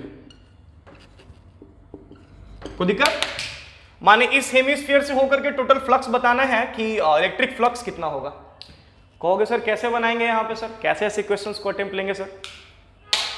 ध्यान रहे बेटा, ये जो हेमिस्फीयर है ना ऊपर से खुला हुआ हेमिस्फीयर, ठीक है, और बताना है आपको कि जो फ्लक्स है टोटल फ्लक्स इस हेमिस्फीयर से होकर के कितना होगा, जबकि यूनिफॉर्म फील्ड लाइंस जो है उसको क्रॉस कर रहा है। अब कितने लोग के दिमाग में चल रहा होगा जीरो सर, जीरो। अब गधा जीरो कैसे होगा? जीरो तब होता ना जब यहां ढक्कन लगा होता है, यहां पे ये क्लोज होता। अगर यही हेमिस्फीयर क्लोज होता, बेस के पास ये फिक्स क्लोज होता, तब इस पूरे हेमिस्फीयर से फ्लक्स का वैल्यू जीरो होता। वो बेस वाला जो हिस्सा है वो खाली है, ओपन है, दिख रहा है यहाँ पे, ओपन है ये हिस्सा, ठीक है। माने ये पूरा जो हेमिस्फीयर है ये क्लोज नहीं है, ओपन सरफेस के फॉर्म में यहाँ पे ऐसे है, ठीक है, और इससे होके फ्लक्स निकालना है। कहोगे सर क्या करेंगे सर? तो हम उसी कॉन्सेप्ट का यूज करेंगे कि अगर यूनिफॉर्म फील्ड लाइंस किसी भी क्लोज सरफेस को क्रॉस करे तो जो टोटल फ्लक्स है वो जीरो होता है। कहोगे सर यहां पे आप कैसे यूज करिएगा ये बताइए ना, देखना कैसे यूज करेंगे। ठीक है, यहां नहीं है तो वहां एक ढक्कन लगा देते हैं खुद से, आर रेडियस का एक डिस्क लेकर के उसके ऊपर रख देते हैं। देखोगे ये हेमिस्फीयर, इसमें मैंने किया क्या ये सुनना, एक आर रेडियस का डिस्क लेकर के इसको ढक दिए, ये लो। पहले ओपन था ना, अब नहीं, अब ये क्लोज हो गया। फील्ड लाइंस वैसे ही जैसे आ रहा था वैसे ही आएगा, दिस इलेक्ट्रिक फील्ड। ध्यान दिए बेटा, मैंने कहा कि आर रेडियस का एक डिस्क लेकर के इसको ढक दिए, अब ये क्लोज सरफेस हो गया, क्लोज्ड हेमिस्फीयर क्लोज हो गया। कह रहे हैं कि अब मैं अगर आपसे कहूं कि इस पूरे हेमिस्फीयर से टोटल फ्लक्स कितना होगा, कहोगे सर जीरो। रीजन आपके सामने है, क्लोज सरफेस को uniform electric field lines cross कर रहे हैं तो जीरो। अब इस, चूंकि ये तो हमने खुद से ढका है ना, ये एक्चुअली में थोड़ी ऐसा है, एक्चुअली तो ये खाली है बेटा, ये खाली है, ये हमने खुद से करा है। कहोगे कि सर कैसे निकालेंगे सर? एक्चुअली में हमें इससे होके, जो कि इसके लिए कर्व वाला हिस्सा है, फ्लक्स निकालना है। जब ये क्लोज हो गया तो इसमें दो हिस्सा है, एक प्लेन वाला और दूसरा कर्व वाला। प्लेन प्लस कर्व मिलकर के ये क्लोज बना है, टोटल फ्लक्स जीरो। तो यहां पे हम बड़े ही प्यार से इसको मिटा देता हूं, लिख सकते हैं इसके according phi plane plus phi curve, और ये इक्वल होगा किसके? आपका जीरो के। माने प्लेन से प्लस कर्व से मिलकर के close surface zero flux, total flux zero. अब निकालना है हमको एक्चुअली में इससे होके, कर्व से होकर के। कहोगे सर निकल जाएगा ना सर? आराम से निकल जाएगा सर। देखिए ना, फाई कर्व, तो phi curve is equal to लिखेंगे माइनस साइन के साथ फाई प्लेन। अब कहोगे सर अब क्या करेंगे सर? अब क्या करेंगे sir? Phi curve is equal to minus phi plane, ठीक है। अब इसके बाद क्या? तो ध्यान से मेरी बात सुनना, इससे होके निकालना है ना direct. Phi curve is equal to finally minus sign के साथ फाई प्लेन। अगर हम इस प्लेन सरफेस के लिए बात करें तो इलेक्ट्रिक फील्ड अंदर की तरफ आ रहा है, माने इनवर्ड फ्लक्स है, और इनवर्ड फ्लक्स बताया है मैंने ऑलवेज नेगेटिव होता है। तो यहां के लिए फ्लक्स क्या हो जाएगा? नेगेटिव। इसके लिए इनवर्ड फ्लक्स हो गया जो कि नेगेटिव होगा। अब नेगेटिव में कितना होगा? तो ऑब्वियस सी बात है, नेगेटिव में कितना? तो यहां पे फील्ड लाइंस चूंकि इस डिस्क को नॉर्मली क्रॉस कर रहा है और यूनिफॉर्मली भी कर रहा है, तो डायरेक्ट लिख सकते हैं इलेक्ट्रिक फील्ड इनटू क्या? आपका एरिया। तो इलेक्ट्रिक फील्ड की जगह हो गया E, और एरिया, डिस्क का एरिया लेंगे तो डिस्क का एरिया होता है कितना बच्चों? पाई आर स्क्वायर। क्या कोई दिक्कत? ये माइनस माइनस क्या हो गया? प्लस, माने कर्व वाले पार्ट से होकर के जो फ्लक्स होगा वो होगा E और into pi R square answer. जो फ्लक्स हमने निकाला है इससे होके निकाला है। एक्चुअली में यही हमारा सवाल था कि इस हेमिस्फीयर से होकर के टोटल फ्लक्स कितना होगा? तो टोटल फ्लक्स होगा E into pi R square. क्या कोई दिक्कत? फटाफट नोट करिए। नेक्स्ट बढ़ूं आगे। नेक्स्ट क्वेश्चन बच्चों, जल्दी फास्ट। चलो अब देखना, ध्यान देना।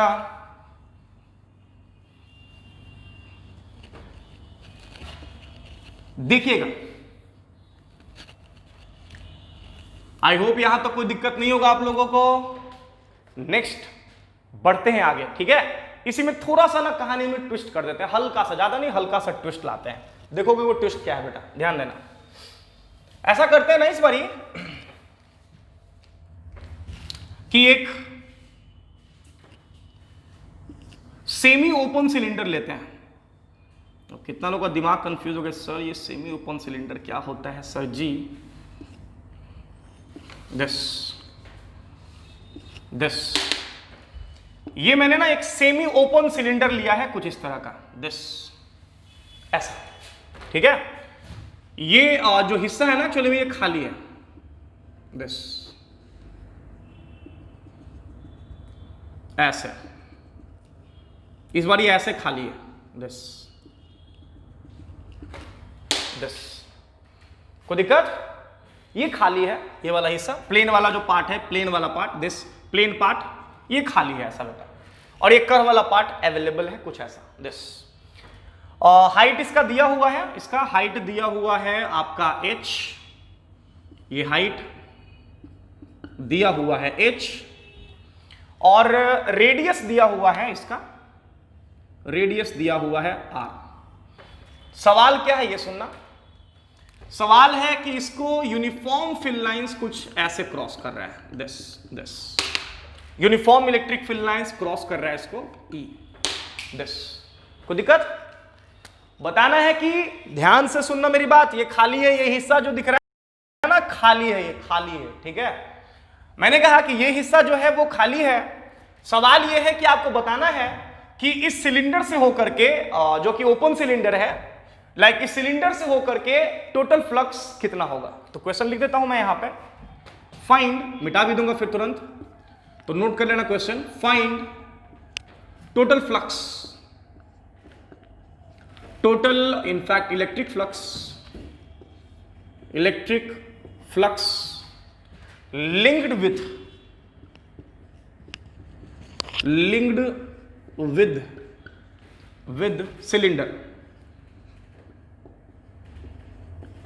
ठीक है। Find total electric flux linked with the cylinder, माने सिलेंडर से जो इलेक्ट्रिक फ्लक्स लिंक्ड है वो आपको बताना है कितना होगा, ठीक है ना बच्चा। चलो जल्दी से नोट कर लो फटाफट, देखते हैं। ठीक है, चलो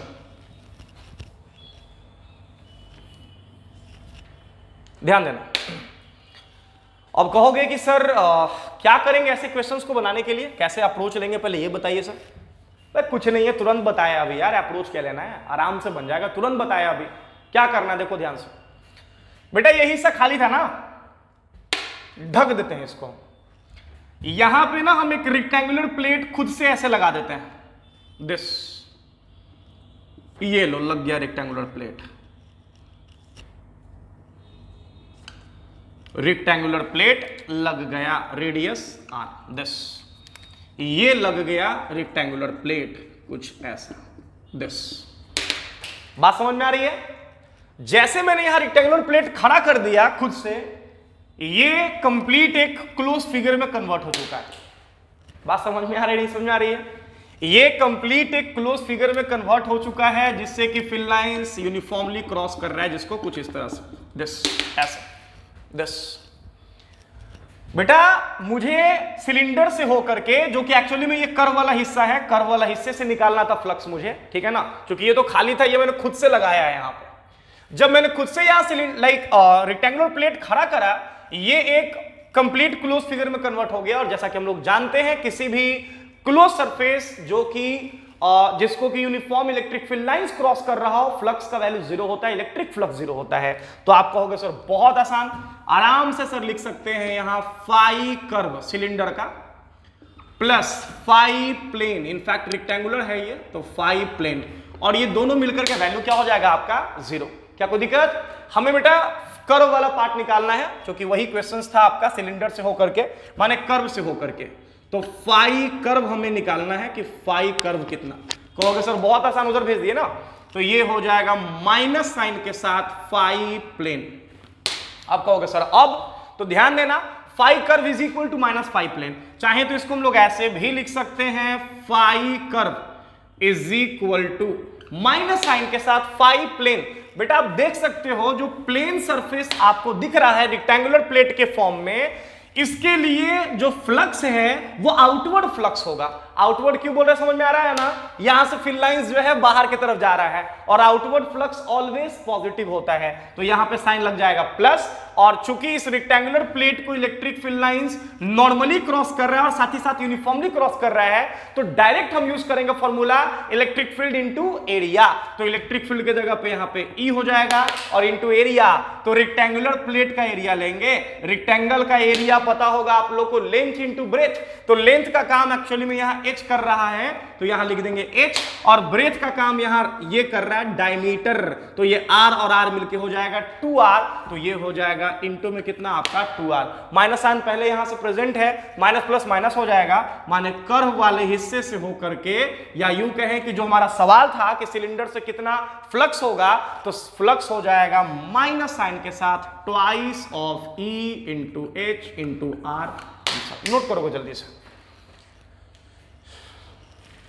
हो गया,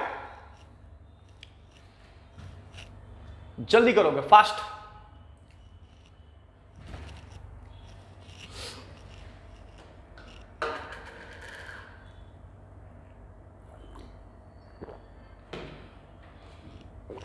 मिटाओ,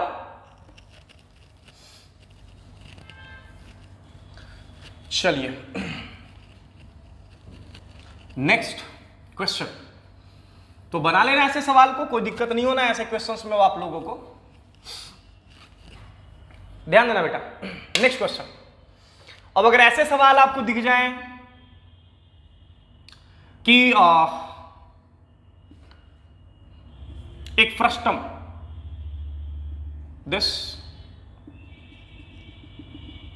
frustum of a cone open at both of its plane end, this open है, ये भी ओपन है, ये भी ओपन है, रेडियस दिया हुआ बेटा, ये दिया हुआ है बी और ये दिया हुआ है ए, और इसको जो है यूनिफॉर्म फिल लाइंस क्रॉस कर रहा है कुछ ऐसा, this uniform field lines cross कर रहा है कुछ इस तरह से, ये नीचे भी आएगा आपका, नीचे की तरफ जाएगा ये, ठीक है ना, ऐसे, दिस ध्यान देना। मैंने कहा कि ये फ्रस्टम ऑफ अ कोन है बेटा, फ्रस्टम ऑफ अ कोन है जिसका दोनों जो प्लेन एंड है, ये वाला, ये दोनों जो है वो खाली है, ठीक है ना, खुला हुआ है, इनफैक्ट खुला हुआ है, ओपन है, दिस फ्रस्टम ऑफ अ कोन। ध्यान से मेरी बात सुनना, मैंने कहा कि इस वाले का रेडियस ए दिया हुआ है, यहां का रेडियस जो है वो बी दिया हुआ है, ये सवाल है। अब क्वेश्चन है कि इस कोन से होकर के, फ्रस्टम ऑफ अ कोन से होकर के आपको फ्लक्स बताना है कितना होगा। तो क्वेश्चन लिख देता हूं, नोट कर लेना फटाफट, मिटा दूंगा मैं। Find total electric flux linked with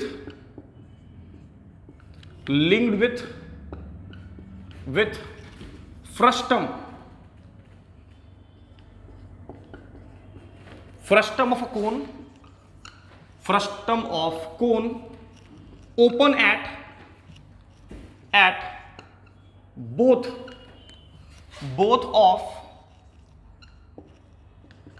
of its plane end as shown in figure। Note करोगे जल्दी से क्वेश्चन, ठीक है। Find total electric flux linked with frustum of a cone open at both of its plane end as shown in figure. जल्दी करोगे, ये सवाल है, देखोगे, कुछ नहीं करना है, अगेन कुछ नहीं करना है, कुछ नहीं करना है, बड़ा ही आराम से बन जाएगा। कहोगे सर कैसे? अगर ये क्लोज्ड होता तो नेट इलेक्ट्रिक फ्लक्स 0 होता, हमारा काम बन जाता। क्लोज नहीं है तो 2 ढक्कन लगा देंगे, एक ढक्कन यहां लगाएंगे दिस, और एक ढक्कन यहां लगाएंगे दिस। मैंने ना 2 ढक्कन लगा दिया बेटा यहां पे, एक ढक्कन मैंने ऊपर लगाया, एक ढक्कन नीचे लगाया। अब ये एक क्लोज सरफेस बन गया, और किसी भी क्लोज सरफेस को जब यूनिफॉर्म फिल लाइंस क्रॉस करते हैं तो टोटल फ्लक्स 0 होता है। तो लिख सकते हैं यहां बच्चा, ध्यान देना कि फाई कर्व, जिसे कि एक्चुअली में निकालना है, प्लस फाई प्लेन 1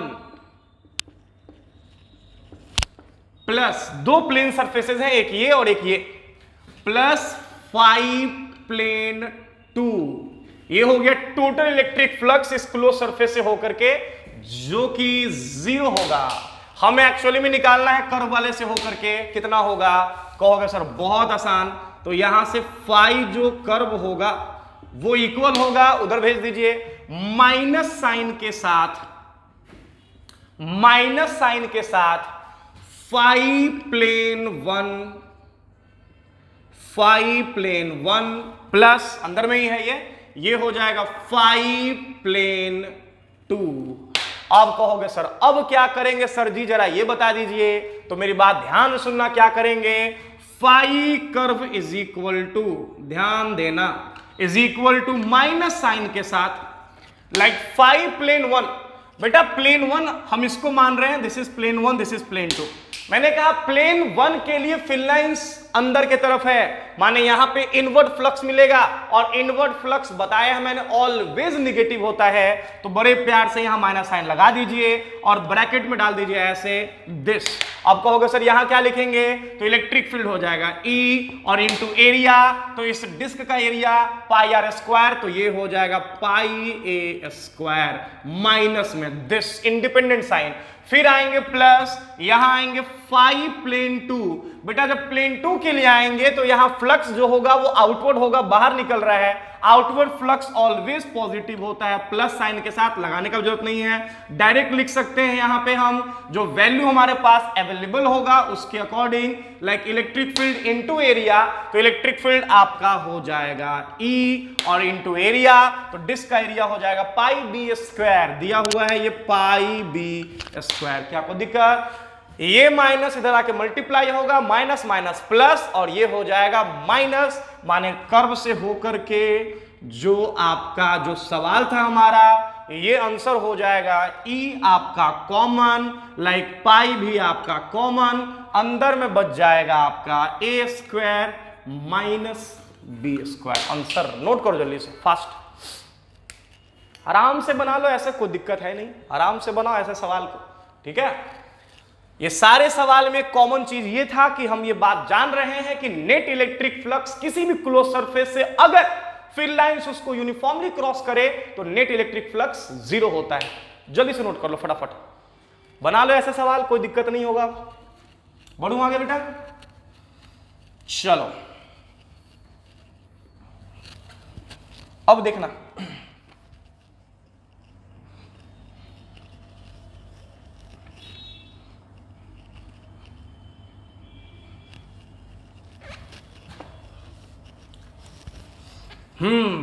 ध्यान दीजिएगा बच्चों, गौर करिएगा आप लोग। मैंने कहा कि ये जो रिजल्ट मैंने बताया ना कि नेट इलेक्ट्रिक फ्लक्स 0 होता है तब जब यूनिफॉर्म इलेक्ट्रिक फील्ड लाइंस किसी भी क्लोज सरफेस को क्रॉस करता है। ध्यान रखना, जब uniform field lines close surface को क्रॉस करते हैं तब, ठीक है। अगर non uniform field lines close surface को क्रॉस करे उस केस में क्या करेंगे, तो उस केस में करेंगे ये कि आउटवर्ड फ्लक्स जो कि पॉजिटिव होगा और इनवर्ड फ्लक्स जो कि नेगेटिव होगा, दोनों को ऐड करेंगे लाइक साइन के साथ, तो हमें नेट फ्लक्स मिलेगा जो कि 0 नहीं होगा। ध्यान रखना, नॉन यूनिफॉर्म फील्ड लाइंस के केस में नेट फ्लक्स क्लोज सरफेस से 0 नहीं होगा। ध्यान रखना इस चीज को। चलो इस पे एक क्वेश्चन लेते हैं, बड़ा ही फेमस सवाल है, बहुत फेमस सवाल है। देखो कि क्वेश्चन क्या है बेटा, ध्यान देना। This like x y and this is z, और ये बेटा हमारा रेफरेंस ओरिजिन है 0 0 एंड 0। आई होप कोई दिक्कत नहीं होगा यहां तक। क्वेश्चन क्या है ये सुनिएगा बच्चों। क्वेश्चन है ये कि ओरिजिन से एक्स एक्सिस के अलोंग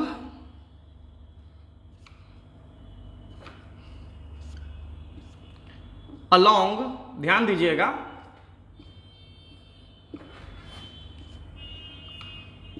मैंने ना एक क्यूबॉइड को दिस एक्स एक्सिस के अलोंग मैंने ना एक क्यूबॉइड को प्लेस करा है कुछ ऐसा। ध्यान से ये हमने क्यूबॉइड को प्लेस करा है एक्स एक्सिस के अलोंग, और वो भी कितने कितने डिस्टेंस पे, ये सुनिएगा बच्चों। ये मैंने प्लेस करा है ओरिजिन से, ये पॉइंट का समझ लो कोऑर्डिनेट दिया हुआ है लाइक L, 0, 0, इस जगह का कोऑर्डिनेट्स दिया हुआ, इस जगह का एक्स एक्सिस के ऊपर लाइक L, 0, 0, और इस जगह का कोऑर्डिनेट्स दिया हुआ है एक्स एक्सिस के ऊपर लाइक 2L, 0, 0। ध्यान दीजिएगा बच्चा, क्या कोई दिक्कत? इसका और इसका कोऑर्डिनेट्स दिया हुआ है, ध्यान दीजिएगा। और ये जो फेस जो दिख रहा है जो एक्स एक्सिस के ऊपर परपेंडिकुलर है, ये एक्चुअली में एक स्क्वायर प्लेट है। This is the square plate.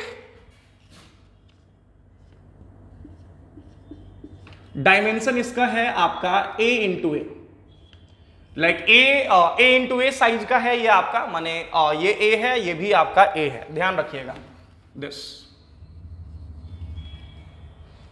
ये जो फेस है ये वाला फेस, ये स्क्वायर प्लेट है, और इसका साइज बेटा मैंने कहा है कि a इंटू ए डायमेंशन का है।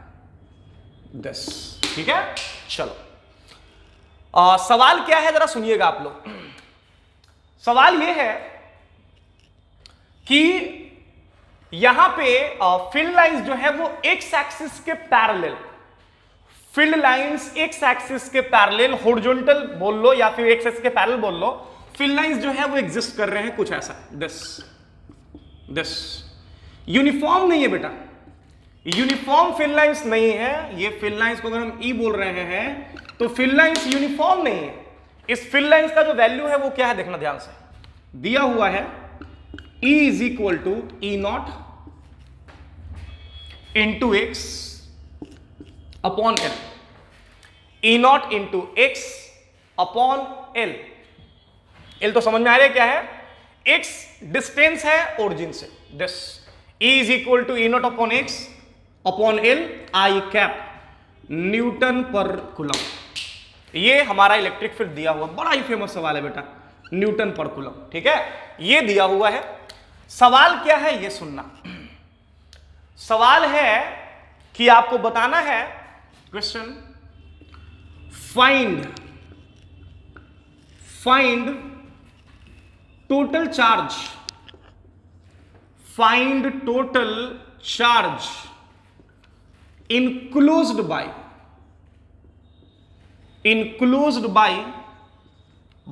cuboid.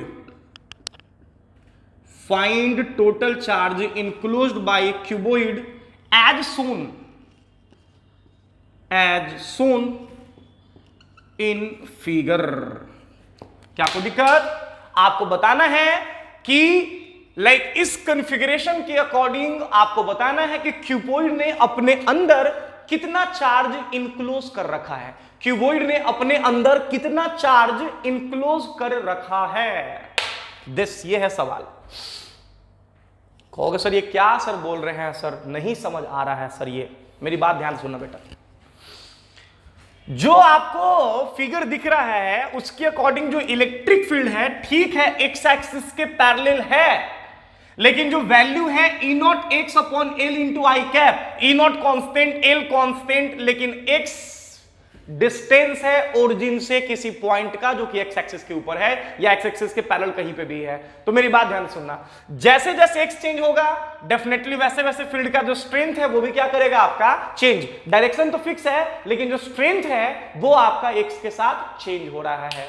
अब आपको बताना है कि इस क्यूबॉइड के अंदर कितना चार्ज अवेलेबल है। कहोगे सर कैसे निकालेंगे सर, तो मेरी बात ध्यान से सुनना। अगर किसी भी तरह से हमें इस क्यूबॉइड से टोटल फ्लक्स निकल जाए, जो कि जीरो नहीं होगा, जीरो तब होता है जब फील्ड लाइंस यूनिफॉर्म होता। अगर किसी भी तरह से हमें इस क्यूबॉइड से टोटल फ्लक्स निकल जाए, फाई टोटल, तो उस फाई टोटल को हम इक्वेट कर देंगे, क्योंकि गॉस लॉ यही कहता है कि किसी भी क्लोज्ड सरफेस से होके जो नेट इलेक्ट्रिक फ्लक्स होता है वो इक्वल होता है क्यू इनक्लोज्ड और डिवाइडेड बाय किसके, आपका एप्सिलॉन नॉट के। अगर हमें फाई टोटल निकल गया तो बड़े ही प्यार से हम क्यू इनक्लोज्ड भी निकाल सकते हैं, लेकिन सवाल है कि सर ये फाई टोटल निकलेगा कैसे। तो मेरी बात ध्यान से सुनना, क्योंकि जो क्यूबॉइड मैंने रखा है वो ऐसे एक्स एक्सिस के पैरेलल ऐसे रखा है बेटा, इसमें 6 फेसेस हैं, देख सकते हो। जो फील्ड लाइंस हैं वो एक्स एक्सिस के पैरेलल है, तो 4 ऐसा फेस होगा जिसको ये फील्ड लाइंस टेंजेंशियली क्रॉस करेगा। पहला तो ऊपर वाला फेस टेंजेंशियली, फ्लक्स 0। दूसरा नीचे वाला फेस, इसको भी टेंजेंशियली क्रॉस करेगा, फ्लक्स 0। तीसरा ये वाला फेस, सामने वाला फेस, इससे ही फ्लक्स 0। चौथा उसके ठीक ऑपोजिट वाला फेस, माने ये वाला फेस, माने 4 फेस को चूंकि टेंजेंशियली क्रॉस करेगा तो फ्लक्स 0 होगा। बस 2 फेस से फ्लक्स निकलेगा, एक फेस ये वाला जिसके लिए इनवर्ड फ्लक्स बनेगा, और एक फ्लक्स ये वाला, इसको भी नॉर्मली क्रॉस करेगा जो कि आउटवर्ड फ्लक्स होगा। अगर ये दोनों फ्लक्स निकल गया तो हमारा काम बन जाएगा। अब सवाल है कि सर ये निकलेगा कैसे, तो बड़े ही प्यार से निकलेगा, बस ध्यान देना कि ये आपका इनवर्ड फ्लक्स है जो कि नेगेटिव होगा, तो माइनस साइन के साथ इस पूरे हिस्से पे जो फील्ड का वैल्यू है वो एक ही होगा। कितना होगा, तो x के जगह पे हम लोग पुट करेंगे L, तो हमारा इलेक्ट्रिक फील्ड निकल जाएगा, और ये होगा E नॉट अपॉन L, और इंटू x के जगह भी हो जाएगा L, और इंटू एरिया, तो ये स्क्वायर प्लेट है बेटा, इसका एरिया साइड लेंथ दिया हुआ है a, तो a इंटू ए हो जाएगा a स्क्वायर। चाहो तो आप l से l कैंसिल कर लो, रिजल्ट आपके सामने होगा। इसी तरह से चाहें तो हम इससे भी होकर के फ्लक्स निकाल सकते हैं। कहोगे सर कैसे निकालेंगे सर? तो बेटा ये जो फ्लक्स होगा ये आपका आउटवर्ड फ्लक्स होगा। कहोगे सर निकालेंगे कैसे? तो आउटवर्ड फ्लक्स जो है वो पॉजिटिव होता है। कितना होगा? तो ये लिखेंगे प्लस साइन के साथ डायरेक्ट, क्योंकि इस जगह पे एक ही फील्ड होगा बिकॉज डिस्टेंस फिक्स है इस पूरे पोर्शन का, तो डायरेक्ट लिख सकते हैं फील्ड दैट इज ई और इनटू, ध्यान दीजिएगा, एरिया। अब सवाल है कि सर यहां पे ई होगा कितना सर? तो ये ई निकालने के लिए लिखेंगे E naught divided by L multiplied by X. तो जो एक्स का वैल्यू होगा ये यहां पे 2l होगा, कोई दिक्कत? तो ये हो जाएगा 2l और इनटू एरिया, तो स्क्वायर प्लेट है, एरिया इसका होगा आपका a स्क्वायर। क्या कोई दिक्कत? चाहे तो ये l से l आप उड़ा सकते हो, तो यहां से आउटवर्ड फ्लक्स निकल गया और यहां से इनवर्ड फ्लक्स निकल गया, इसका वैल्यू यहां पुट कर दो। आउटवर्ड फ्लक्स कितना है बेटा देख लो, 2e नॉट और इनटू आया है A square, 2e naught into A square. Inward flux कितना आया है? Minus E not into A square is equal to Q enclosed divided by epsilon naught. ये 2e नॉट ए स्क्वायर में से एक ई नॉट ए स्क्वायर चला गया, मतलब बचा कितना? ई नॉट ए स्क्वायर। यहां से आपका क्यू इनक्लोज्ड निकल जाएगा और क्यू इनक्लोज्ड आ जाएगा E naught A square multiplied by epsilon naught. ये आपका आंसर है, फटाफट नोट कर लोगे। बस यही है चार्ज इनक्लोज, माने उस क्यूबॉइड के अंदर इतना चार्ज इनक्लोज होगा, ई नॉट ए स्क्वायर इंटू क्या आपका एप्सिलॉन नॉट। फटाफट नोट करोगे फास्ट। तो ध्यान रखना, जहां भी non uniform electric field lines किसी भी क्लोज्ड सरफेस को क्रॉस कर रहा होगा, वहां पे जो फ्लक्स होगा, ध्यान रखना टोटल फ्लक्स जीरो नहीं होगा और वहां पे चार्ज इनक्लोज निकालने के लिए कहा जाता है। तो आप ऐसे निकालोगे, ठीक है? जल्दी करोगे फास्ट।